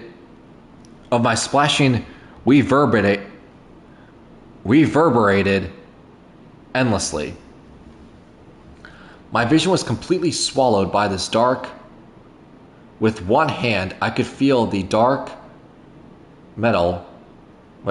I could feel the damp metal wall of the container. My lungs were already getting tired. Okay, I don't know what that one is about. Backgrounds. Cool. So we got all the backgrounds. Nice. It doesn't mean much, so... And these are sketches, like, oh, this is, what they originally thought of for the characters. It's like behind the scenes stuff, right? So cool. Promo. Celebrate Monika's birthday in 2019. That's, finish all the side stories. So that's what we got. We finished all the side stories, was that. That's the wallpaper we have. Once again, Halloween, very festive. And then this one. Celebrate Monika's birthday in 2019. Oh, wait. So this one celebrate Monika's birthday in 2019. And this one is celebrate Monika's birthday in 2020. Cool. So I assume, like, 2 of these are for, like, Natsuki. 2 of these are for Sayori. And then these, like, 2 are for, like, Yuri or something. How do we get those 2? I don't know. Alright, music. All those songs. Settings. Data collected. 89%. Well, we couldn't 100% all the data, all the secrets, but we were able to get 89% of the secrets. But, alright, well, I think that's about it. Right, we did all the side stories, we played the main game, we 100%ed everything, so, well, we didn't 100% everything, but you know what I mean. We played the base game, and then we did the side story DLC stuff. Alright, let's go back to the main menu of the game, and then we'll wrap this up, because we'll be going for nearly 4 hours for this part 2. Alright, so... I guess that is it for the Doki Doki Literature Club short episodes, but very long episode series. So yeah, this is it. Can't believe it's come to an end already. It's crazy, but I had a lot of fun playing this game in a weird way because once again, it's disguised as an anime dating sim. But there's a lot of mystery and there's a lot of lore to it, right? Because we still don't know everything about, Project Markov, Open Your Third Eye, Libitina, all that stuff that people are still, to this day, trying to figure out and solve. And this game came out like, 2017, 2018? It's similar with the FNAF universe, how that game was probably like 2014, and we're still trying to figure that out, right? We have a movie to go off of. Not to say Doki Doki's probably gonna be a movie, probably not. That would be crazy though. But if they do, I called it. But no, that's the end of the Doki Doki Literature Club streams. Hope you guys enjoyed and hope you guys were able to enjoy me on this grand old adventure of going from a weird anime dating sim that was not creepy in the slightest to something that was very weird, very glitchy, and tense, and a lot of things were setting off alarm bells and a lot of things were being suspicious, but I don't think I have much more to say. Once again, I feel like I've said everything I've said during the game, that music is great, characters are great, and this is such a great game that throws you in for a loop that you expect to get one thing, but then things quickly get weird, and once things get weird, that's when you're hooked in and you just want to continue seeing what's going on here. But that being said, this has been the Doki Doki Literature Club series, and once again, I don't think I'm gonna do any more Doki streams after this. I think this is the end of the series because once again, I don't feel like there's anything more I can do, because like I said, we play through a playthrough of like the main game, my playthrough. We just did the DLC stuff, the side stories. So to me, there's nothing left, right? I mean, we could go for 100% of like the secret poems, but I mean, how do you get that, right? So I feel like that's not worth the stream. So I feel like we just keep it at the 4 episodes. Yeah, 4 episodes is good. 2 episodes for the main game and 2 episodes for the DLC. That's a good round number, so I think we'll keep at that. But had a lot of fun and hope you guys did as well. And I'll see you guys next time for one of my many streams to come in the future. Hope you guys enjoy it, and I'll see you guys next time. Peace.